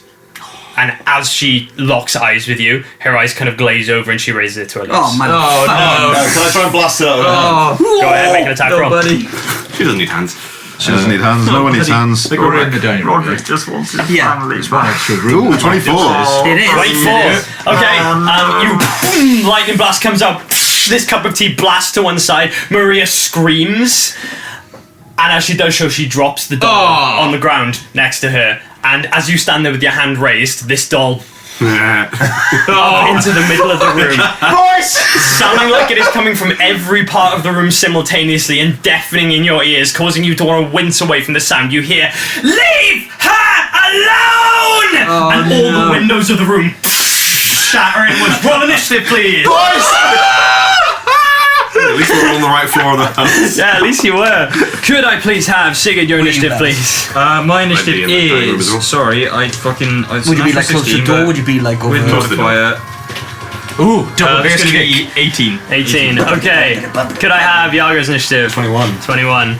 Could I have Belsphere's initiative? 8. Ooh. Could I have Blink's initiative? 21. 21. Okay. Could I have Ismir's initiative? 17. 17. Okay. Okay. Ooh, yeah. Okay. Top of the round then. So, Go first every time. Yago Alright. and Blink, it is you. Who wants to go first? Who wants to Yeah, act? go on, I'll. Boys, Yep. He's yogging out. dolls are alive. I knew it. No one believed me. At which point I'll There's no way the doll's alive. I'll raise a The light. doll be still. I'll raise a lightning launcher. flashback. We all eventually came to that Fire conclusion. at the doll. Okay. Just to get a hit in. Go for it. Roll to hit. Can't believe you'd hit the child. 18 18 hits. for just 3 damage. 3 damage, okay. As I back the fuck out of the room. Okay, cool. You send off what was it, a lightning launcher? Yeah. You send off this bolt, it makes contact with the doll, it crackles around it, the doll just floats there lifelessly. You notice that the doll itself isn't moving, it's just hovering in place. Okay. But I'll back out of the room. What's happening, boys? I'm gonna come in here as well. Alright, it's not worth it. okay, Just open the door, just like, no. never mind. Just closing the door after me. Okay. Dolls are alive. Blink, Not it gonna is lie. you then. Don't really want The it. door to the kitchen. Don't want it. Is this the door to the kitchen? That's the door to the kitchen, yeah, leading in Okay. that direction. I'll bring me out into the passage. I guess we'll call that passage, the little square. This is the hall here, so that bit there is the... Yeah, that area Okay, there. so 5, 10, 15... Peek I me think, through the door. 5, 10, 15 there. I'm gonna use shit. What's it called? My scorching rays, Okay. but it bypasses cover. So if I peek through the door, Okay. Stealth sniper. Yeah, Stealth you just like out one side. Okay, cool. ooh, 20. 20 hits. Yeah, 7. Good roll. Okay. On the 4. 21. Dirty 21. Dirty 21, that hits. 7. 7. Okay, 7 damage. Very nice. Oh, that's not gonna hit. 10. 10 doesn't hit, no. Oh, that's too It just, the third one goes past and just hits the plates. They just burst into a million pieces. Anything else you want to do? You want to move? Yeah, I'll just back away from the door. Okay. Right. As you do that, as you step backwards, with its legendary action, you're going to hear from the side of you, and you kind of look over to one side as like one of these like decorative plates from the wall over here has just dislodged itself and is coming towards you. Guys. That's going to miss you, and it just comes crashing into the wall next to you, shattered into a million pieces. Okay, Blink, that is the end of your turn. Yargo, you're done. It's now going to be its main turn. Okay. So. Yeah, that's good. Okay, so. Yeah, everyone there is pretty close to a wall. So everyone except Blink.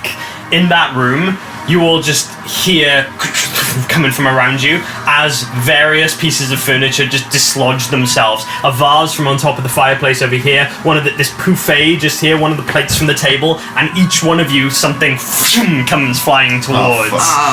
Could everyone make a dexterity saving throw, please? Bar me. I wish I was good at this. Bar you, Blink, you're not in the room.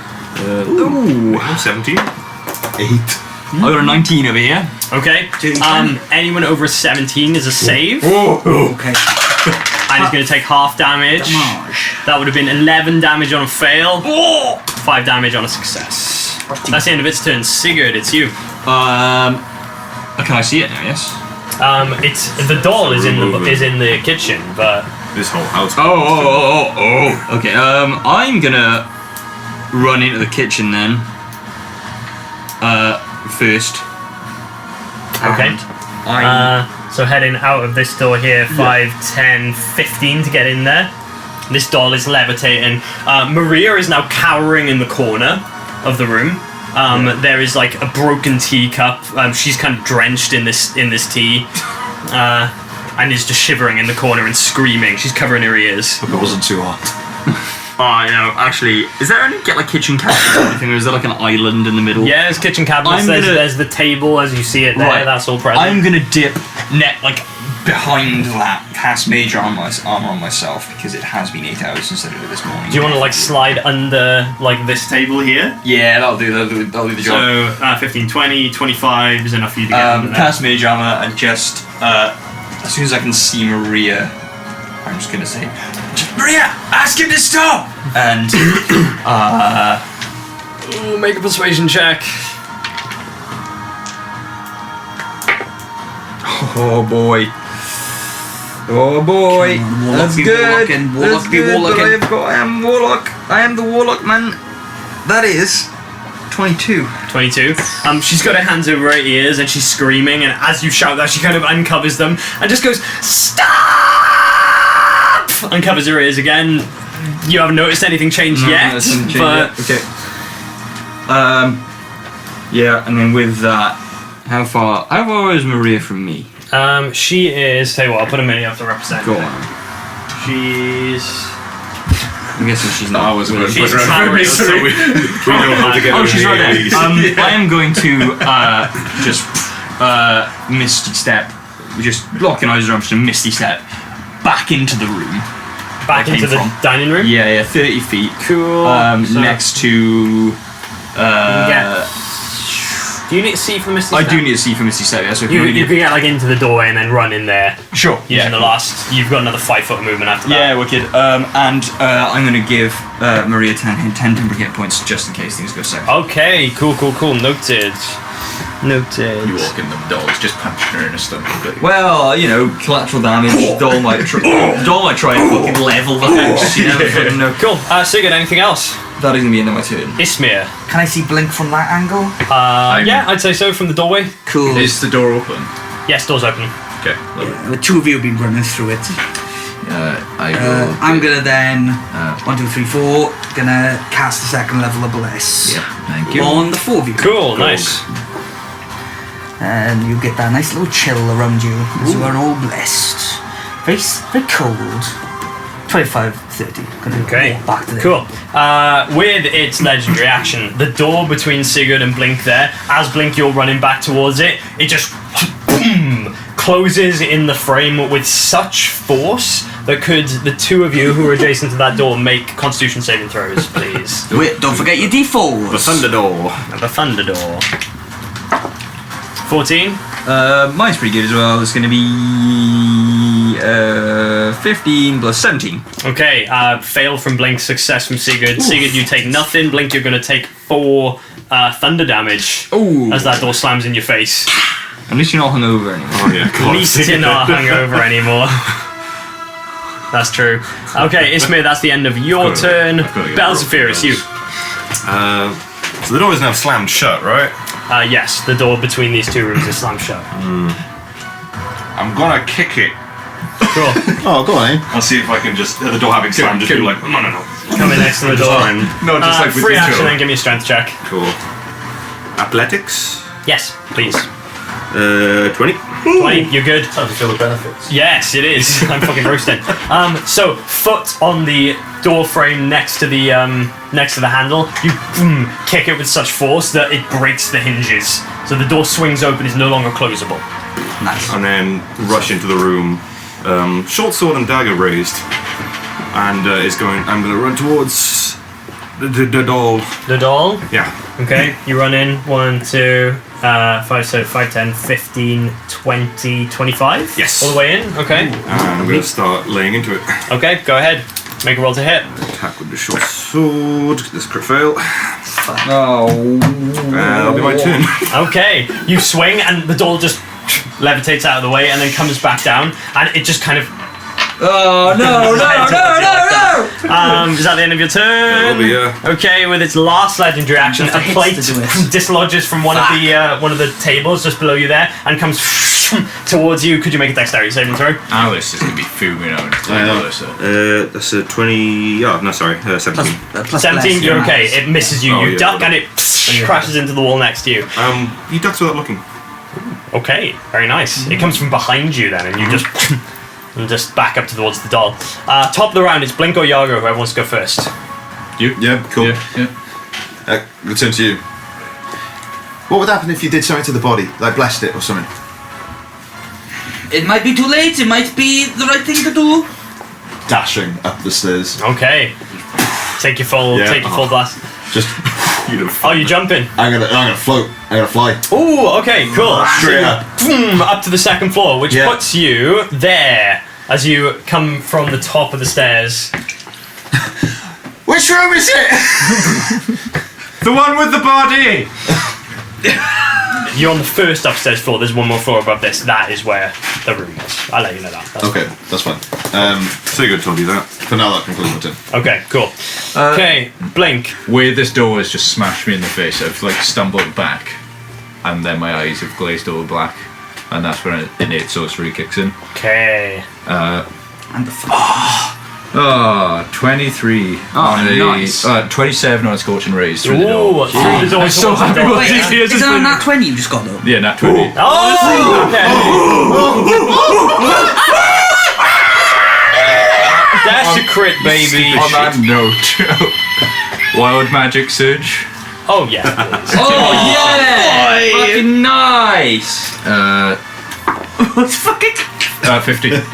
No, 60. That's the 0 is 10, isn't it? Yes. Yeah, No. 60. 60. No, that's that'd be 6. 0 in this case. That'd be 0 in yeah. this case. Oh, yeah, it's only 10 if it's all zeros. Yeah. Oh, right. So, So yeah, 50. 6. 50 on the nose. 50. Yeah. Oh, right, okay. On the nose.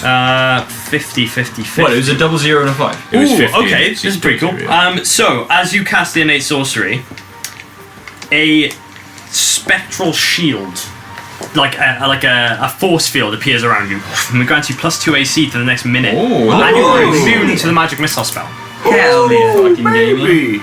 Mint. Fucking wicked man. I've still got 2 scorching Cool. rays. A lot. Did you you roll? give me the Yeah, damage yeah. for the 40, first yeah, scorching ray? Yes. And don't forget, it's doubled. You get to roll twice the amount of dice. And doubled or 46. What's that? 12. 16. 16 Yes. damage. Yes. Okay. How do you want to eviscerate the doll? Oh! There we go. No, That's not what I was this expecting. That's not a good. No, I know. that's not a good thing. That's not a good thing. That's really not a good thing. I'm just going to straight up walk in and blast it up against this back wall. Okay, you bring it in, boom, and this doll is enveloped in fire. It hits the back wall and begins to smoulder, kind of held in place by the flame. Maria looks at it and screams, "Darla!" And her voice echoes throughout the house. What's next? Oh, that's a traumatized girl. Is there anything that's... There's nothing else to target. Kill her. It's the only way to be sure. Yes! Kill the child! Kill the bloodline. Okay, I'm just going to go up to Maria and just crouch down and protect her. Then, I Okay, guess. cool. You just kind of wrap your arms around it as chaos is going off around you. Yeah. Blink, Baby batter. sorry, you went in to protect Maria, didn't you? So Yeah. you're there. Okay, everyone who's in the kitchen, then, that is going to be Belsphere and Blink. Could you both make dexterity saving throws as various pieces of, like, knives and pieces of crockery and God. cutlery just raise into the air around the room and begin... I need something like I'm rolling good. Yeah, I no, guess. that's- Maria as well. So easy. Well, you got to Right, Blink, you are trying to protect Maria, correct? Yeah, and I've got my Shield. If you are willing to take a disadvantage on your roll for this dexterity saving throw, I'll give Maria an advantage on hers. 20 I on mean- my first roll and then 14 on my second. I mean, you keep the 4 from the bless. So she's The going to bless take an isn't really- advantage. So you still keep the. Oh, right. Then 15. You still get your +4. Okay, anyone above a 17 is a success, otherwise you're going to take half you're going to take 17. full damage on this. 19. 19, so Belsphere, you're half damage. Blink, unfortunately, you're taking the full 10 piercing damage from the knives and plates that are now flying across the room towards you. Belsphere, you're taking I should have 5. post-reacted, damn it. Sigurd, it's you. I can use my action to dodge. Okay, Yeah, I'm Cool, stay cool, cool. exactly where I am. Use my action to dodge. that's going to give you and- advantage on the dexterity saving throw if you need to make one. Cool, and that is going to be the end of my turn. Okay, so you kind of can't duck really and do cover. You're still in the dining room at this point, that's fine. Okay, Ismir, it's you. Son of a bitch. Okay, I'm gonna 5, 10, 15, 20, 25, 30. Head to your. Just to check the situation in the kitchen. You kind of like poke your head in there. You can see Belsphere cowering. Blink has got Maria covered in a huddle as there are knives and plates flying across the room. You just opened the chest and That is. Oh, how's Doc? Is he is he still alive? He's sleeping. He's still sleeping? Just see, where is he? He's in gonna the sleep sitting through the room. He's whole here. fucking thing. Oh, I got no idea. Yeah, okay. And Alice is somewhere around I'm the gonna- panic attack. No, she's not. She's unconscious in the dining room. Oh, yeah, of course. She got sparked out. With my action, I'm gonna Eyes of the Grave This is easier. Okay. to see Yeah, we scream it out. undead within 60 feet of me. That's not behind total cover. Okay, you send out the sides of the grave. It's emanating from the walls. Love it. Oh, very In the nice. fucking walls, man. Okay, then I'm gonna start like with the bonus action. I'm gonna start like emanating that sort of Dank. the smoke from it, which is sort of more like frost, like early morning frost, Cool. surround me. And like, if you need healing, get near me. Stand in the smoke. That's you. That is me. Belsphere von Fens the second. As if I'm here a second. Like, So as this cacophony subsides, what are you doing? the doll has been destroyed. Things are still happening. Okay. Weapons at the ready. Turn around, fucking bolting out of the kitchen into the main hall. Okay, so 5, 10, 15 to Yeah. there to get out. Kind of looking up, seeing Yago fucking floating up, and being like, okay, and then gonna action to dash upstairs. Okay, Following so Yago you as went fast as I can. 15, 20, 25, 30. Would it? Would have been faster to climb. Yeah, it probably would have been faster actually. Yeah, okay, then just fucking both weapons in hand, just flip them around, reverse grip, and just thumping. Okay. with So fucking in- freakish kind of. Instead of climbing the stairs, you climb up the wall and end up here, just there. So you come up and see Iago in the middle of the middle of that floor. Hello. Up again, I reckon. Yeah, top floor. Back to the top of the round. Blink, Iago. Who wants to go I first? think that was You go. Could be a little bit Still better. flying just straight up. Straight up. So, Iago, with that, you go up through this kind of section and land on the top floor of the house. There are only 3 doors now here. There's one on the right-hand side, there's one on the left-hand side, there's one directly ahead of you. 2 of them have been blasted open. One of them you can now see into is a large 4-poster bed, and at the room at the end, which is directly ahead of you, so it'd be kind of in this space as you look at it, there's this small room with one small window and a pale piece of moonlight coming down to a young boy's body in a bed in front of you. Make my way into that room. Okay? You head inside. Alright, I'm in the room. What do I do now? I will hold my action. If the boy moves, I'm gonna blast his no. Okay, that's fine. Okay, end of your turn then. Blink, it's you. What do you want to do? Rest for the wicked. Oh, no. Okay, go for so a wee, you though. are Is back there a on toilet in this place? the ground floor. You're going to pick up Maria. It's not in the Okay, boys' bedroom, is it? So, make a persuasion check. They did leave him in bed with persuasion, his you mouth said. open. Persuasion, yeah. I got a 1, but I can re-roll that, can I? Yes, you can. Half in luck. The dice tell a story. That was fucking. That's another one. That was upsetting.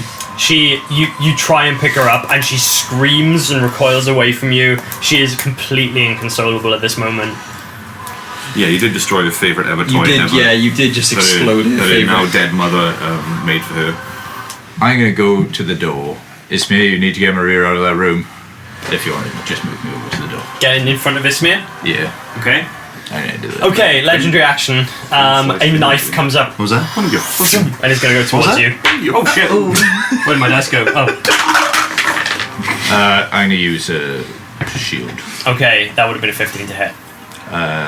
Remember, you got it plus 2 wouldn't. to your AC as well, And I've got mage armor. and your mage armor. So Yeah. this knife comes over and just deflects in midair as your magic causes it to into the ceiling. Okay, If you- it's now the house's turn. Oh no. So let's go to the upper floor. The house because always wins. Monster house. right now What chandelier looks like a there is fucking... a kind of shuddering sound, like Oh no. and relax. one of the suits of armor on the side here just kind of step forward and is gonna come in towards you there, Yargo, and it's gonna make a swing. The second you said Buckle my 4 shoe, suits of armor, I was like, why? It's like, Why did you say 4 specifically? And you can just hear like a boyish scream coming from this armor as it comes towards you and wildly Little pouch swings. on top of the, Unfortunately, that was a shells. 21 to hit. It's gonna come in for you with a long sword. It swings. That is gonna be 8 slashing damage. That's gonna be the end of its turn. It's my fake real fake money. Bringing us to Sigurd. Do you know what? I guess I heard the clanking and the boy scream, so I'm gonna run into the I'm running in. Yeah. Right, Eldritch Blast at the ready and the suit of armor. And suit of armor. Okay, that is upstairs. Yeah, that's like That's happening all the way upstairs. upstairs. Okay, So never mind. you can probably start making your way up there. if you want to. Yeah, sure. Yeah? I'll in that case, I will dash Okay. up the stairs. 5, What's 10, 15, 20, 25, 30 is going to get you just there onto the start of the steps. No, that's my move speed, isn't it? Yes. Was the armor not on the second floor? Second floor, yeah. I'm switching between maps. I know, but Yago was on the third. Oh. Oh, shit. Oh, no. Sorry. Oh no. You're correct. Let me rescind that then. Oh, so I probably wouldn't have heard. I'm on the second floor, That so should if have anything, gone, it would have taken gone a for pop at Bellsbury me, instead. Yeah. Y'all my- remove that. I'll keep the same Oh. rolls.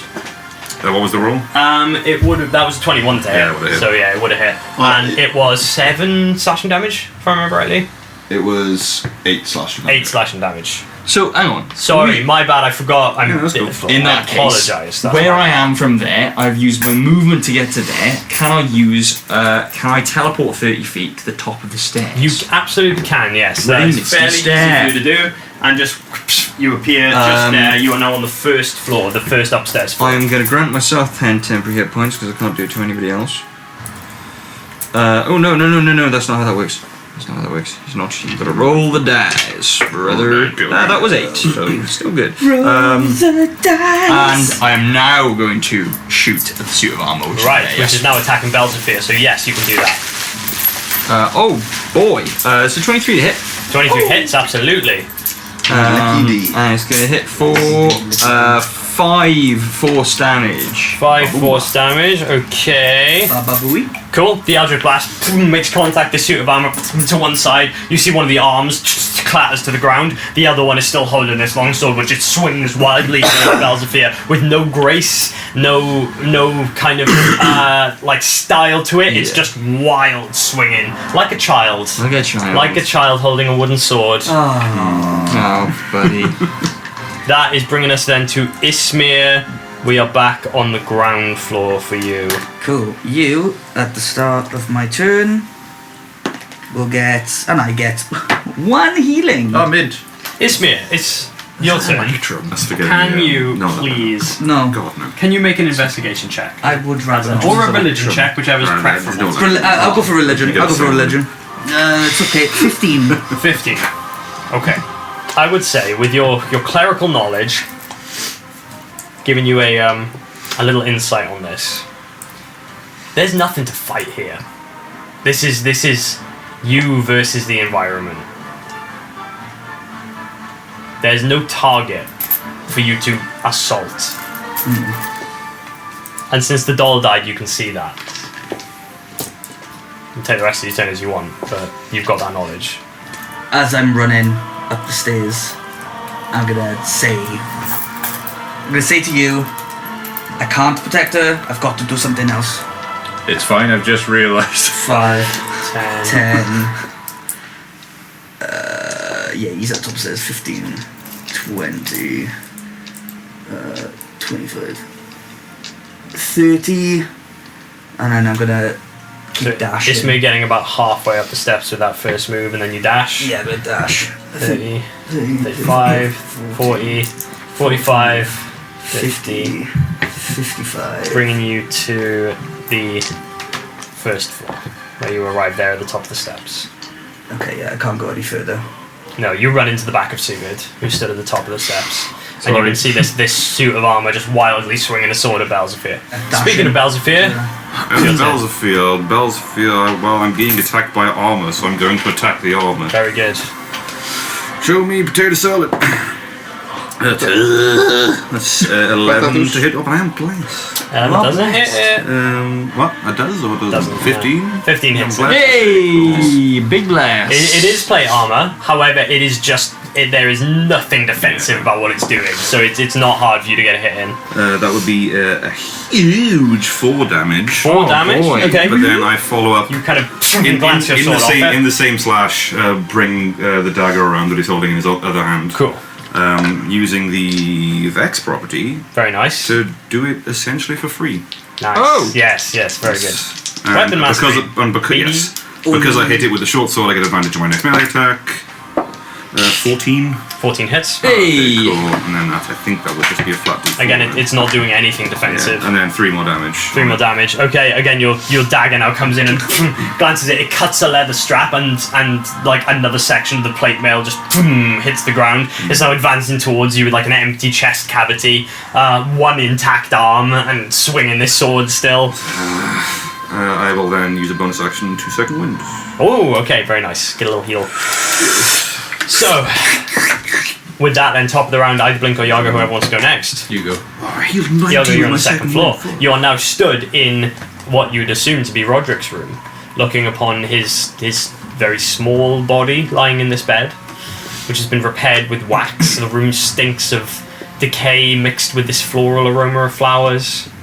There's a small window, there's the bed with the body on, and all the other furniture is pushed to the walls and covered in dust All the sheets. food's gone by now, it's been a year. Just kind of like. You head over and you scoop up this body. He's draped in a white sheet, and the head just kind of lolls back, and you hold it cradled in your arms, the white sheet draped over it. Can I hear all the commotion? Yes, very much so. No, fuck it. I'm going out the window. Ooh! Okay, so, it's a little window. Make an acrobatics check. You still got your fly active, haven't you? Dirty 20. Dirty 20. So you kind Steal the of truck. push yourself forward and through this window. You're flying, right? Not Yeah. levitating. So you're now flying just outside the front entrance of the house. And I'm just going to shout, Ismir, meet me downstairs. At the top of the stairs. And is that my full movement? That's your full movement, yeah. You have a free action to pick him up? Yeah, I'd say so. Interact with an object, that'd be fine. I'm going to dash down then. Okay, and just 30 foot straight down. I'll scale it like a free fall and then just like. Yeah, just out the window and you kind of catch yourself just below the ground, bringing you just above the ground outside the front of the house. Okay, cool. Blink, it's you. I'm You're down. going to do what I was going to do, even if I had Maria or not, and I'm going to dash to the front door. Okay. 55, 60, you're in the porch. The entryway Okay. for the front door is here. Yes. Cool. Blink, that was you, bringing us to the house. Armor's still active, so that is currently the house. So it is going to strike at you, Belzefir. It's coming in for a dirty 20 to hit. Yep. And that is going to come in for, that was an 11 slashing damage. Again, it's just wildly swinging at you, and it just managed to catch you across the arm. You stagger back, your foot just finding the step behind you and avoiding you falling down. And that's its turn. Sigurd, it's you. Alright, I will stop the armour from doing that. Pew, pew, pew, pew. No, that's oh, okay. There's a fucking 7, but then with the bless, I don't think it's gonna hit bless. Nah, it's an 8 altogether. Unfortunately not. So you send an Eldritch Blast across the room, it just glances past the armor, it doesn't do anything. Yeah, Sorry about that. I'm gonna run into the kind of the middle, a little bit the middle landing. Yeah, okay. So, like 5, 10, 15? Okay, cool. There are another 3 seats of armor. I forgot about it. Ismir, it's you. You are... I'm at the top of the stairs You on are the first at floor. the top of the stairs on the first floor. Yes, you are. Get a 1d4 healing, start my turn. 2. Nice. I'm gonna look at you both and say, you two got that? Yeah, you two got that. 5. You two got 10, that. 15, You got that. 20, Very good. 25. 30. 35. Take a dash action, sorry. Yeah. 35. I'm gonna go in, I just go to the kitchen, look for Maria. She's screaming in the corner of the room still. Tears just pouring down her face. I'm gonna say, Maria, we need you to say goodbye to Roderick. You got to come say goodbye to Roderick in the mausoleum. Make a persuasion check. I don't think my persuasion's very good. No, it's not. Nail it. 7. She's just screaming. There is no comprehension of what you're saying. Nothing makes sense to her right now. So close to burning the house down. That's my turn. Okay. My way to the door. Legendary action at the end of your turn. A plate comes... Oh, natural 20. Oof. Sorry. A plate comes flying across the room towards you. And that's going to hit you for... It's going to be 8 bludgeoning damage. As this like metal plate just... in the side of your head. Metal plate. Yeah. Like a platter. That's worse than Yeah. like a china plate. Now I'm... brain damage, now I'm gonna be angrier. There's just a Ismir. Yeah, I'm fine. On the I'm gonna plate. keep my End of your turn, Belzevir, it's you. You are now adjacent to this suit of armor at the top of the steps. I'll keep scrapping it. Okay, cool. Like getting away from it isn't going to be the easiest thing. So going back at it with the short sword. 19 on the die. 19 hits. Yeah. Whatever that would have been would hit. Decent. Another fucking massive 4 damage. Nice, okay, cool. And then following it up with a dagger. With advantage. Yeah, that's 17. Yeah, that hits. Cool. With the rolling minimum damage on everything. I don't think I get plus damage because I'm not 2-weapon fighting. It's just 1 damage. Another 1 damage. Yeah. You cut the helmet off Huge. as you swing across with the sword and the dagger, and the Massive helmet round. ding ding ding ding ding hits the ground next to you. You're now fighting basically half a suit of armor that's just again wildly swinging the sword. It hasn't ceased in what it's doing. Sword. Anything else on your turn? I'm gonna fucking action surge. Just try to finish this thing off. Okay. It's annoying me. Go ahead. 16 on the die. 16 hits. Cool, let's do the short sword again. Wow, not minimum damage. 6 damage. 6 damage, okay. Yeah. And then use my actual bonus action to attack with the dagger again. Okay. But that would be with advantage because I've attacked with a short sword and it doesn't say anything about it only being once plus the d4. Is it not every time? 15. 15 hits. Ah, sweet. So that'll be another d4 damage. 2. 2 damage. Yes. Okay. It's barely hanging on. God. Like the torso is kind of like falling away to the point where it's just one of the arms, which is kind of just like lazily swinging at you now. There's not much left holding it together. Just visibly frustrated at the inefficiency of taking this thing down. Okay. For anyone who's there to see it. Blink or Yago, whoever wants to go. Yago, you're you. outside. Blink, you are. Where are you? You are by the heading to front the door. front. I'm So going to shout to Ismir. Kind of already on the same wavelength anyway. I'm going to start moving backwards, looking at the thing towards the mausoleum. okay, so heading this way, away from the Is it front this door, way, is it? or towards the front door. Where's the mausoleum? Mausoleum's out back. You're at the Awesome. front of the house. Actually, I'll tell you what I'm going to do. But you know that Ismir's got to come from here, so it's up to you. I gotta head to the front door then. Yeah. Okay, so 5, 10, 15, 20, 25, 30, dashing. Yeah. That's where you are. So close Cool. to the front door. Can I see him through a window You now? can see the lamplight coming from the porch now, just here. You've got... There's the porchway. There's a window there. Even if you look through that window, you Can't really see you. Oh, that's fine. That's But right. you're making your way to the front door, so you're in the right place. Fang this child. Blink, you next. Dash outside. Dash outside. You kick the door open. 25, 30. Do you want to keep going? Yeah, 16. 35, 40, 45, 50, 55, 60. You end up there. You can hear Blink burst through the door, and now you just see him emerge around the side of the porch. Oh, hi. What you got? Oh my god. It is the suit of armor, which is now going to attack you, Belfast. Swings towards you naturally. What happened? Oh my god! It's going to hit you for 8 brilliant. slashing damage as it just sword across your front. And that's the end of its turn. Sigurd hits you. You're just Final behind it. Yeah, let's go. One more. Eldritch Blast. Yeah. So we should 10. Oh, 12. that's a miss. I'm so That's sorry. okay. I am gonna peer over the side of the balcony and well, actually, I'm gonna run past it first. Oh man, Okay. fucking Feywild looks lovely with all these misty steps. That's really nice. Oh yeah, no, I'm teleporty boy. I am level 4 and I can teleport 5 times a long rest. Fuck. And it's only gonna get more and more and more. So you're teleporting to the ground floor. I'm teleporting to the ground floor, yes, Okay, with a misty landing step. you. But Boom, just there. I am gonna run past it as I do, and I'm just. Can the armor or Roderick, I guess, make me a wisdom saving throw? Natural one. Natural 1. Wisdom of a child. The either Roderick or the suit of armor, I don't know how that works, will have disadvantage on any attack rolls on creatures other than me until I start my next turn. Okay, cool. Very good, very good, very good. And then you Misty Step, teleport downstairs. You got another 25 foot of movement if you want to use it. Door. Door. Front door. Okay. Ismir, it's your turn.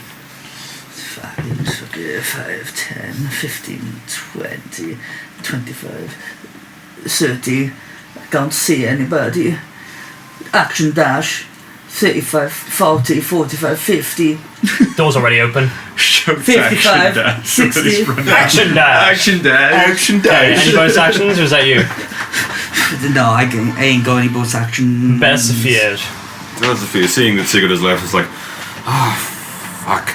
And just gonna like hop over the edge of the staircase basically and just fucking try and like sword drag down the wall. Oh, okay. Just, like, not. Disengaging. Disengaging. Yeah. Okay, cool. That's fine. So you jump over the side, kick this suit of armor back, it staggers, and you use that opportunity to just course your way down Climbing his movement. and land. Boom, just And then there however at the much bottom of the movement I would have stairs. So that left. guy's upstairs. Everyone is now downstairs. Yeah, however much movement I would have left, you're I'd say that would have used what? 15 feet? Cool. I use the rest of it to carry on trying to leave the building. Cool. 5, 10, 15. Cool. Top of the round. I will do another second wind. Nice. Cool. Get my ass beat. Top of the round, Yago or Blink. Who wants to go I got first? 3 now. Are you 3? Yep. I guess I'll come. So you've just seen Yago burst out the front. You can hear Ismir coming up behind him. I burst through the front, you mean? Yes. Yeah. You're out the front now of that. Okay, I come around the corner. Yeah. Okay. 5, 10, 15, 20, 25. You're right there with Blink. Mausoleum? Yeah, sounds like a good idea. Yep. Ismir, what? Here first, mausoleum if it doesn't work. Alright, that seems like a good idea as well. Yeah, I'm gonna go into the porch. Okay. So dashing.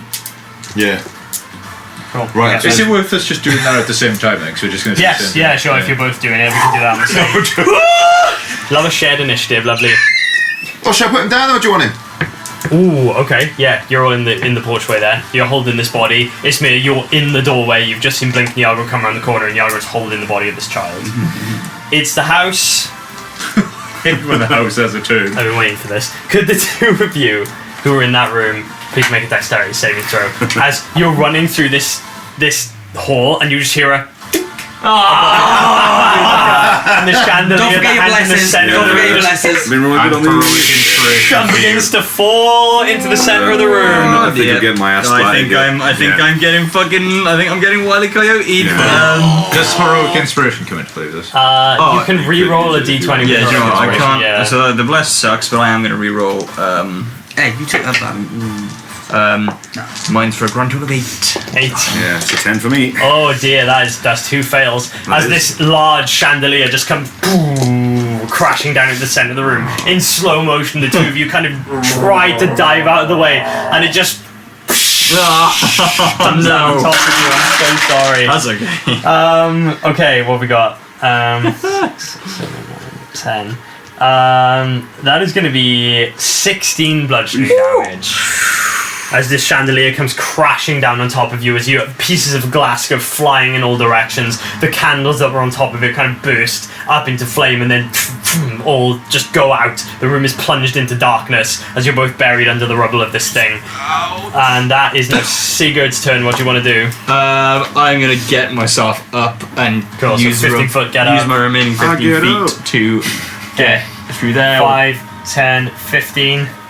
And then I'm going to use a bonus action to Misty Step out the front door. Okay, bonus action. You appear in the porch with everyone else. Oh my god, Jesus Christ, Sigurd. And You look like shit. who's taking some damage? I think everyone. Yeah. All of us. Oh, I'm going to heal myself. Oh, fuck yeah. 10 temporary hit points. Ismir As- will remember nice. this. as soon as you say you look like shit, you just suddenly just like sort of start revitalizing. Oh, that was wrong. I'm just pull a tiny bit of glass out of your cheek. Okay, Sigurd, is that your turn? Yes, that is going to be my Ismir is turn. gonna be. Yeah, it's your turn. The 4 of us Good in that jubbly. area Good now. jubbly. Ismir The 4 of Skibbity. you were in the porch, yeah. And they're all within 10 feet of me? I Yeah, believe? they are, I think so. Cool, everyone gets a d4 of healing. Even if they're not, you could just move in there. Everyone is at the start of my turn. Ah, to the very yes, of course, start. of course. We all get 1 healing. Yeah, we overall ourselves. Nice. And Huge. as I walk up to the body, Absolutely. I'm gonna say, Roderick, I am so sorry that what's been done to you, but please, you may be at rest now. And I'm gonna touch the body and try casting Gentle Repose. Oh, yeah. What does that So Gentle Repose as an action. No, sorry, I gotta take up 2 copper pieces and lay them on do? You the quickly eyes. just boom, boom on the 2 eyes of this boy. And for the duration, the target is protected from decay and can't become undead. Okay, nice. But if he's undead already, I'm not really sure how this is gonna work, but I'm gonna give it a go. Okay. So, Do some god shit. you cast the spell. You place these 2 copper pieces. Everyone kind of like crouches down in this this entryway. You hear this piercing scream erupt from all around you, and one by one, each window of the house, the glass starts to break outwards. Every candle is snuffed, one after each other. The house is plunged into complete darkness, and the scream subsides. Did it work? All falls silent. Once more.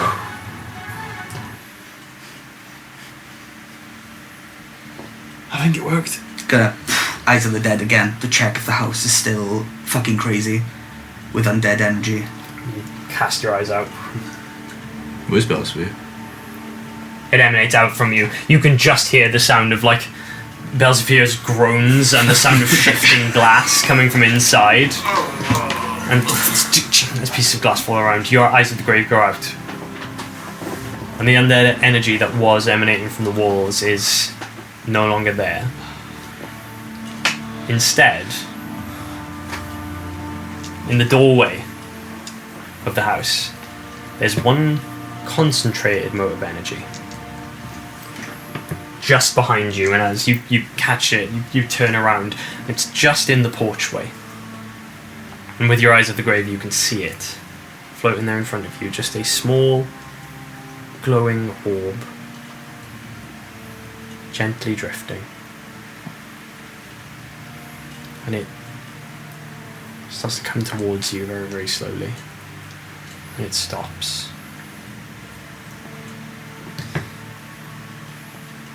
You get this warmth emanates from it. And it seems to latch onto you. It just You seem to kind of move to one side and you move again and it just follows you. It comes up to your eye level and just starts to playfully drift around your head. And then down and under your arm.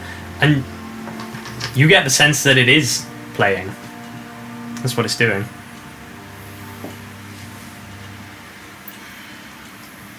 You are just a little boy. I'm so sorry. No, it's okay for now. It's not. It smells. Don't say that. It does though. No, show a little respect. Put him To the down. little boy. Can I put him down? There's a fear. Just comes around the corner. It's like, yeah. Just Oh, picking pieces of glass Did out you of do his it right? face. Yeah, That's fine. I think we're okay. I'm just gonna put it down. No. Don't do chandelier on me. Pass it you. Pass it here. Yeah, that was a sneaky move. Yeah. As he says, it dropped a chandelier on me from the little orb, which only you can see. You just hear a faint giggle. He thinks it's funny. It is Well, pretty you can funny. tell him that we don't. I do not appreciate. Well, I'm glad that's the humor. first thing that's made you smile in the whole time we've known you. Well, if anything was going to, it would be me getting a chandelier dropped on me. Right. I'm gonna go and check on everyone else. I'm gonna go and wash my hands. Head back into the house. Do you think maybe it is To worth the dining room first. Okay. taking it to the mausoleum? Yeah. You can do that. You head to the dining room, I'm following.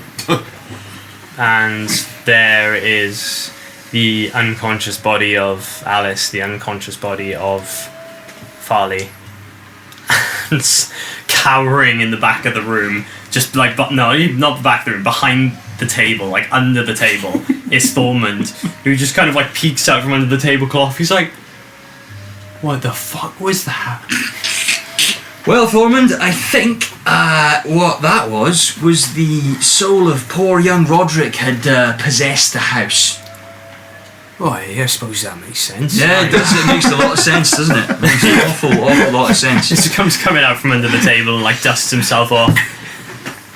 I'm gonna go back to me bed. Yeah, you go for it, man. And he just starts trudging through the house, like looking at this chandelier that's on the ground. Just, I'm gonna have to clean that up. We might, carries on like. I might just going come to and the back call on door. you later on, though. Okay. All right. Just waves his hand. So Farley and Cedric are both still Maria alive. Yeah. Oh yeah. You dragged Cedric down as well, You of did, course. yes. Yeah. We're in the kitchen.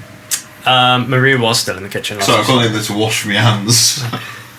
You hear a rustling in the corner and the cabinet door just.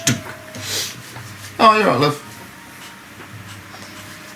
No response. That was her closing herself in. Yeah. Oh, right. You can come out now, it's all safe. No response. Sorry about your brew. I'll make another one if you want. There's a slight creak. As the door opens, and you just hear an eye poking through. I've got the kettle and the sponge. How'd you take it? 3 sugars, please. Oh, good. Hell of a girl. She just comes like crawling out of this cabinet and stands up and looks around. What happened? Don't you worry about that for now. Alright, just have a sit down and try and calm down. Yeah. Alright, come on, sit up. Come on, sit on the stool. She looks at the wall where the burned silhouette of the doll is. Kind of looks up at it. Looks at you. I'm sorry. Thala told me to do it. No, don't be sorry. It's not your fault. It's really not. Sorry about the doll, though. Is there any remnants of the doll? No, it's burnt to a crisp. No. She comes over next to you and just silently watches you brew this tea. That's alright. There's plenty more toys. Much less creepy ones as well. So you check on everyone in the dining room. Yeah. Cedric's still alive. Yeah. Alice is just sort of coming round. She was knocked unconscious by a punch. She was, yeah. Farley's also still alive. Okay. Ismir, where are you going? I'm a bit hesitant to bring the boy back in the house. What are you thinking? Straight to the mausoleum? I think we should take him to the mausoleum. Yeah, I just thinking if the family should be present, but it might take too long for them to come around. It's a little overdue. Yeah. We'll have to either look for a grave or... There will be unused crypt space. Maybe. You could put it with the mother. You saw there were a few unmarked slabs, which you'd take to be unused. Was there a... There's space for future generations. In this Considering that the caretaker was just leaving, can we be like, hello, my friend. If you're heading to the mausoleum, you'd see him making his way to the outbuilding, yeah. Just, hello? He kind of looks over. Alright! You're in need of your service again. He trudges his way over across the garden, eventually meets you outside the mausoleum. Alright, how can I help? One more body for the mausoleum. He sees the body and he kind of opens his mouth to say something and then kind of just nods his head. Right. Right, well, I'll get me tools. He heads off. Thank you. In the house, in the dining room, I would like to try and rouse Farley. And Farley. And Alice, if I can. He's in a very similar state to Cedric. They're both fucked, are they? Not as bad as Cedric, Right. but like there's this laboured, shallow breathing, and you start like kind of slapping his face and trying to wake him up, and there's nothing. Nothing at all. Okay. Oh, let's try Alice then. Okay, she's coming around to consciousness now. She's sat up, just kind of like back against the wall, like, what?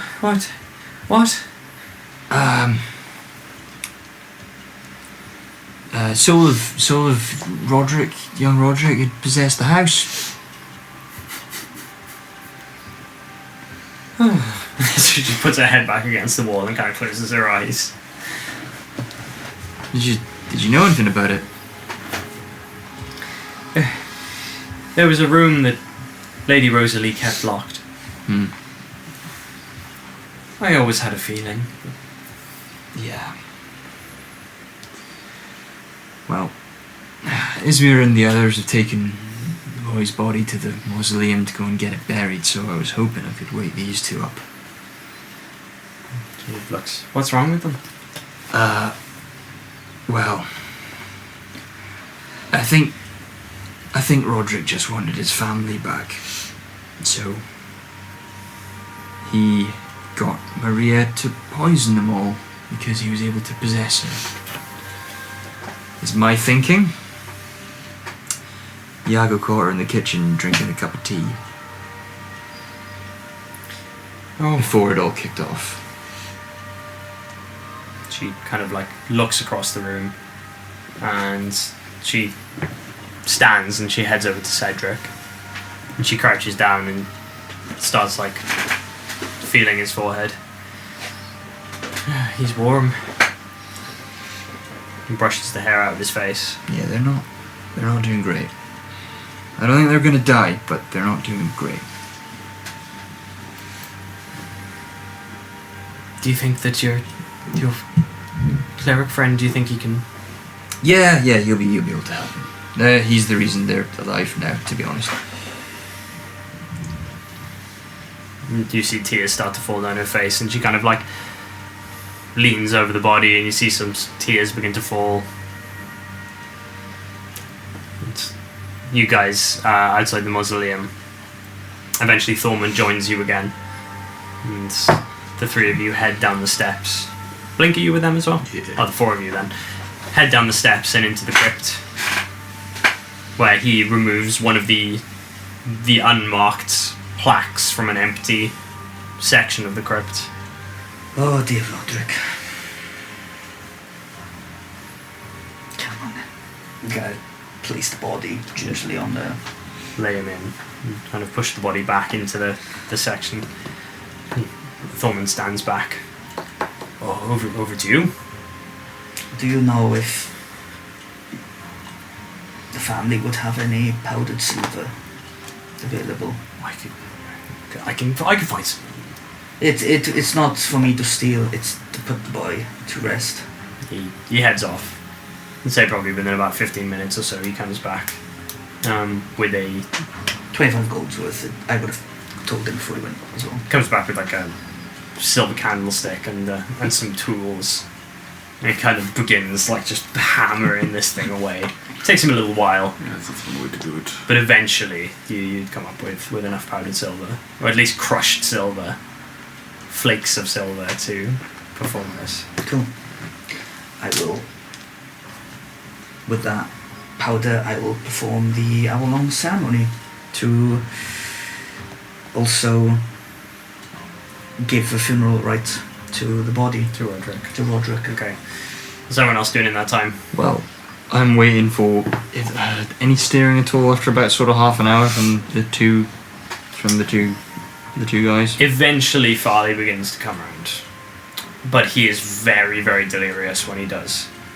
His eyes flicker open, he doesn't know where he is, and eventually just falls back asleep again. He doesn't seem to have, whatever it is, he hasn't had it as bad as Cedric. Yeah. At least not as concentrated. Okay. Just heading to the kitchen where I'm assuming Maria's having a cup of tea. Yeah, we're sat on the counter. I'm just kind of pitched up Yeah. next to her, just kind of. Managed to brighten her up a little bit.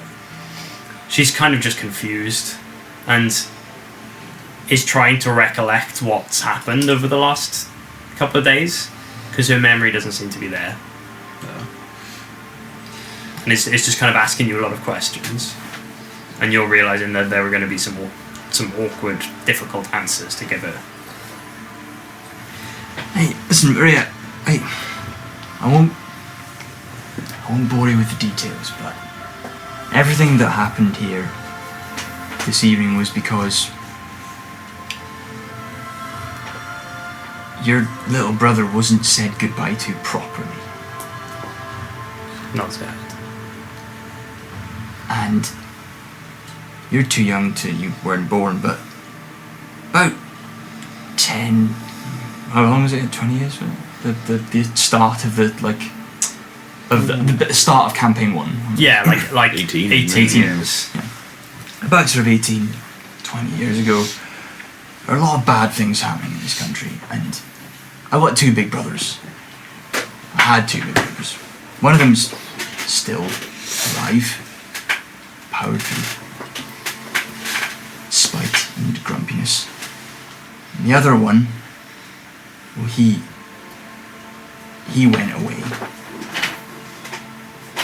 And I wasn't here. I was in a different place. I was in Zendra. Do you know where Zendra is? Have you heard of Zendra? She kind of like thinks for a second and then.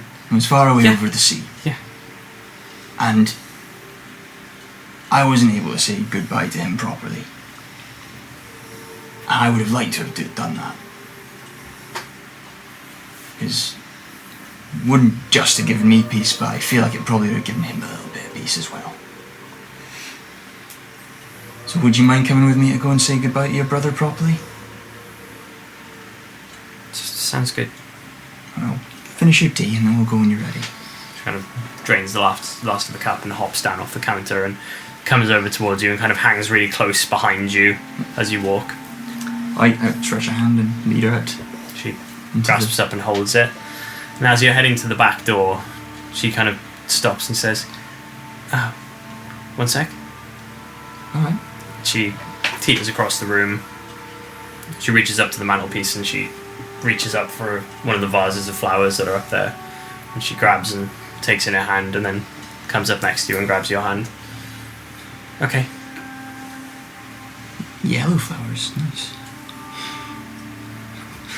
I quite like purple flowers myself, but let's start walking out into the... She follows you along to the mausoleum just as you're getting into the last moments of the ritual. And Sigurd and Maria come down the steps behind. I think as I see her, I sort of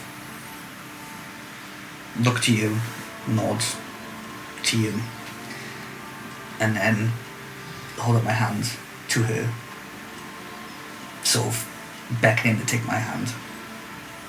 as I held this hand clenched. He reaches out and gives you a hand. Take a hand. I'm going to put the last little bit of silver dust into her hand. I'm going to close her palm. I'm going to slowly guide her to... I would have covered the body so like the face is hidden. There's the There's, white like, sheet over it. Yeah, I would have wanted to hide sort of all that. The last little bit of silver dust around the ends, around by the feet. She takes a bunch of flowers and she just places it onto Roderick's legs. It's very beautiful. She just takes a step back. And there's a quiet understanding. Is there anything you want to say?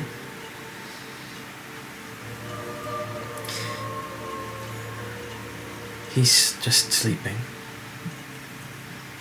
Just like Mummy. I'll see him again. She kind of heads back to the base of the stairs and hides behind Sigurd and kind of grabs at his arm. I'll finish off the rite with that. And then sort of place a hand on Thormund's shoulder. Just like... He nods his head and says, "Oh, you did good, lad. You did good. I'll see to this." And he starts like making to brick up the entryway again. And you turn away from him. And as you do so, you stop. And your attention is caught by something in the center of the room. You freeze in place. There's a small figure in the center of the room. It's incorporeal, semi-translucent, and almost like it's made from like a blue, almost like a gas. And it just resembles a small humanoid shape. And it looks up towards you.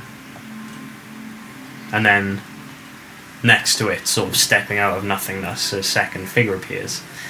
This one, tall, female with long flowing hair. She looks down at the smaller figure and reaches out a hand, and the small figure takes her hand. She crouches down, they come into an embrace, and the two of them just dissipate upwards into the ceiling of the mausoleum and vanish from sight. You're the only one who sees it. And then the last wisps of this kind of like this blue mist just disappear as Thormund begins bricking up the covers. And that's where we'll pick it up next time. Oh! Fuck! Very good.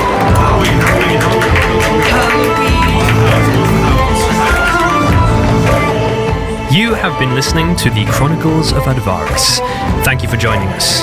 We try to release a new episode every other week, so if you're enjoying the adventure, remember to subscribe to the podcast, and we'll see you again next time.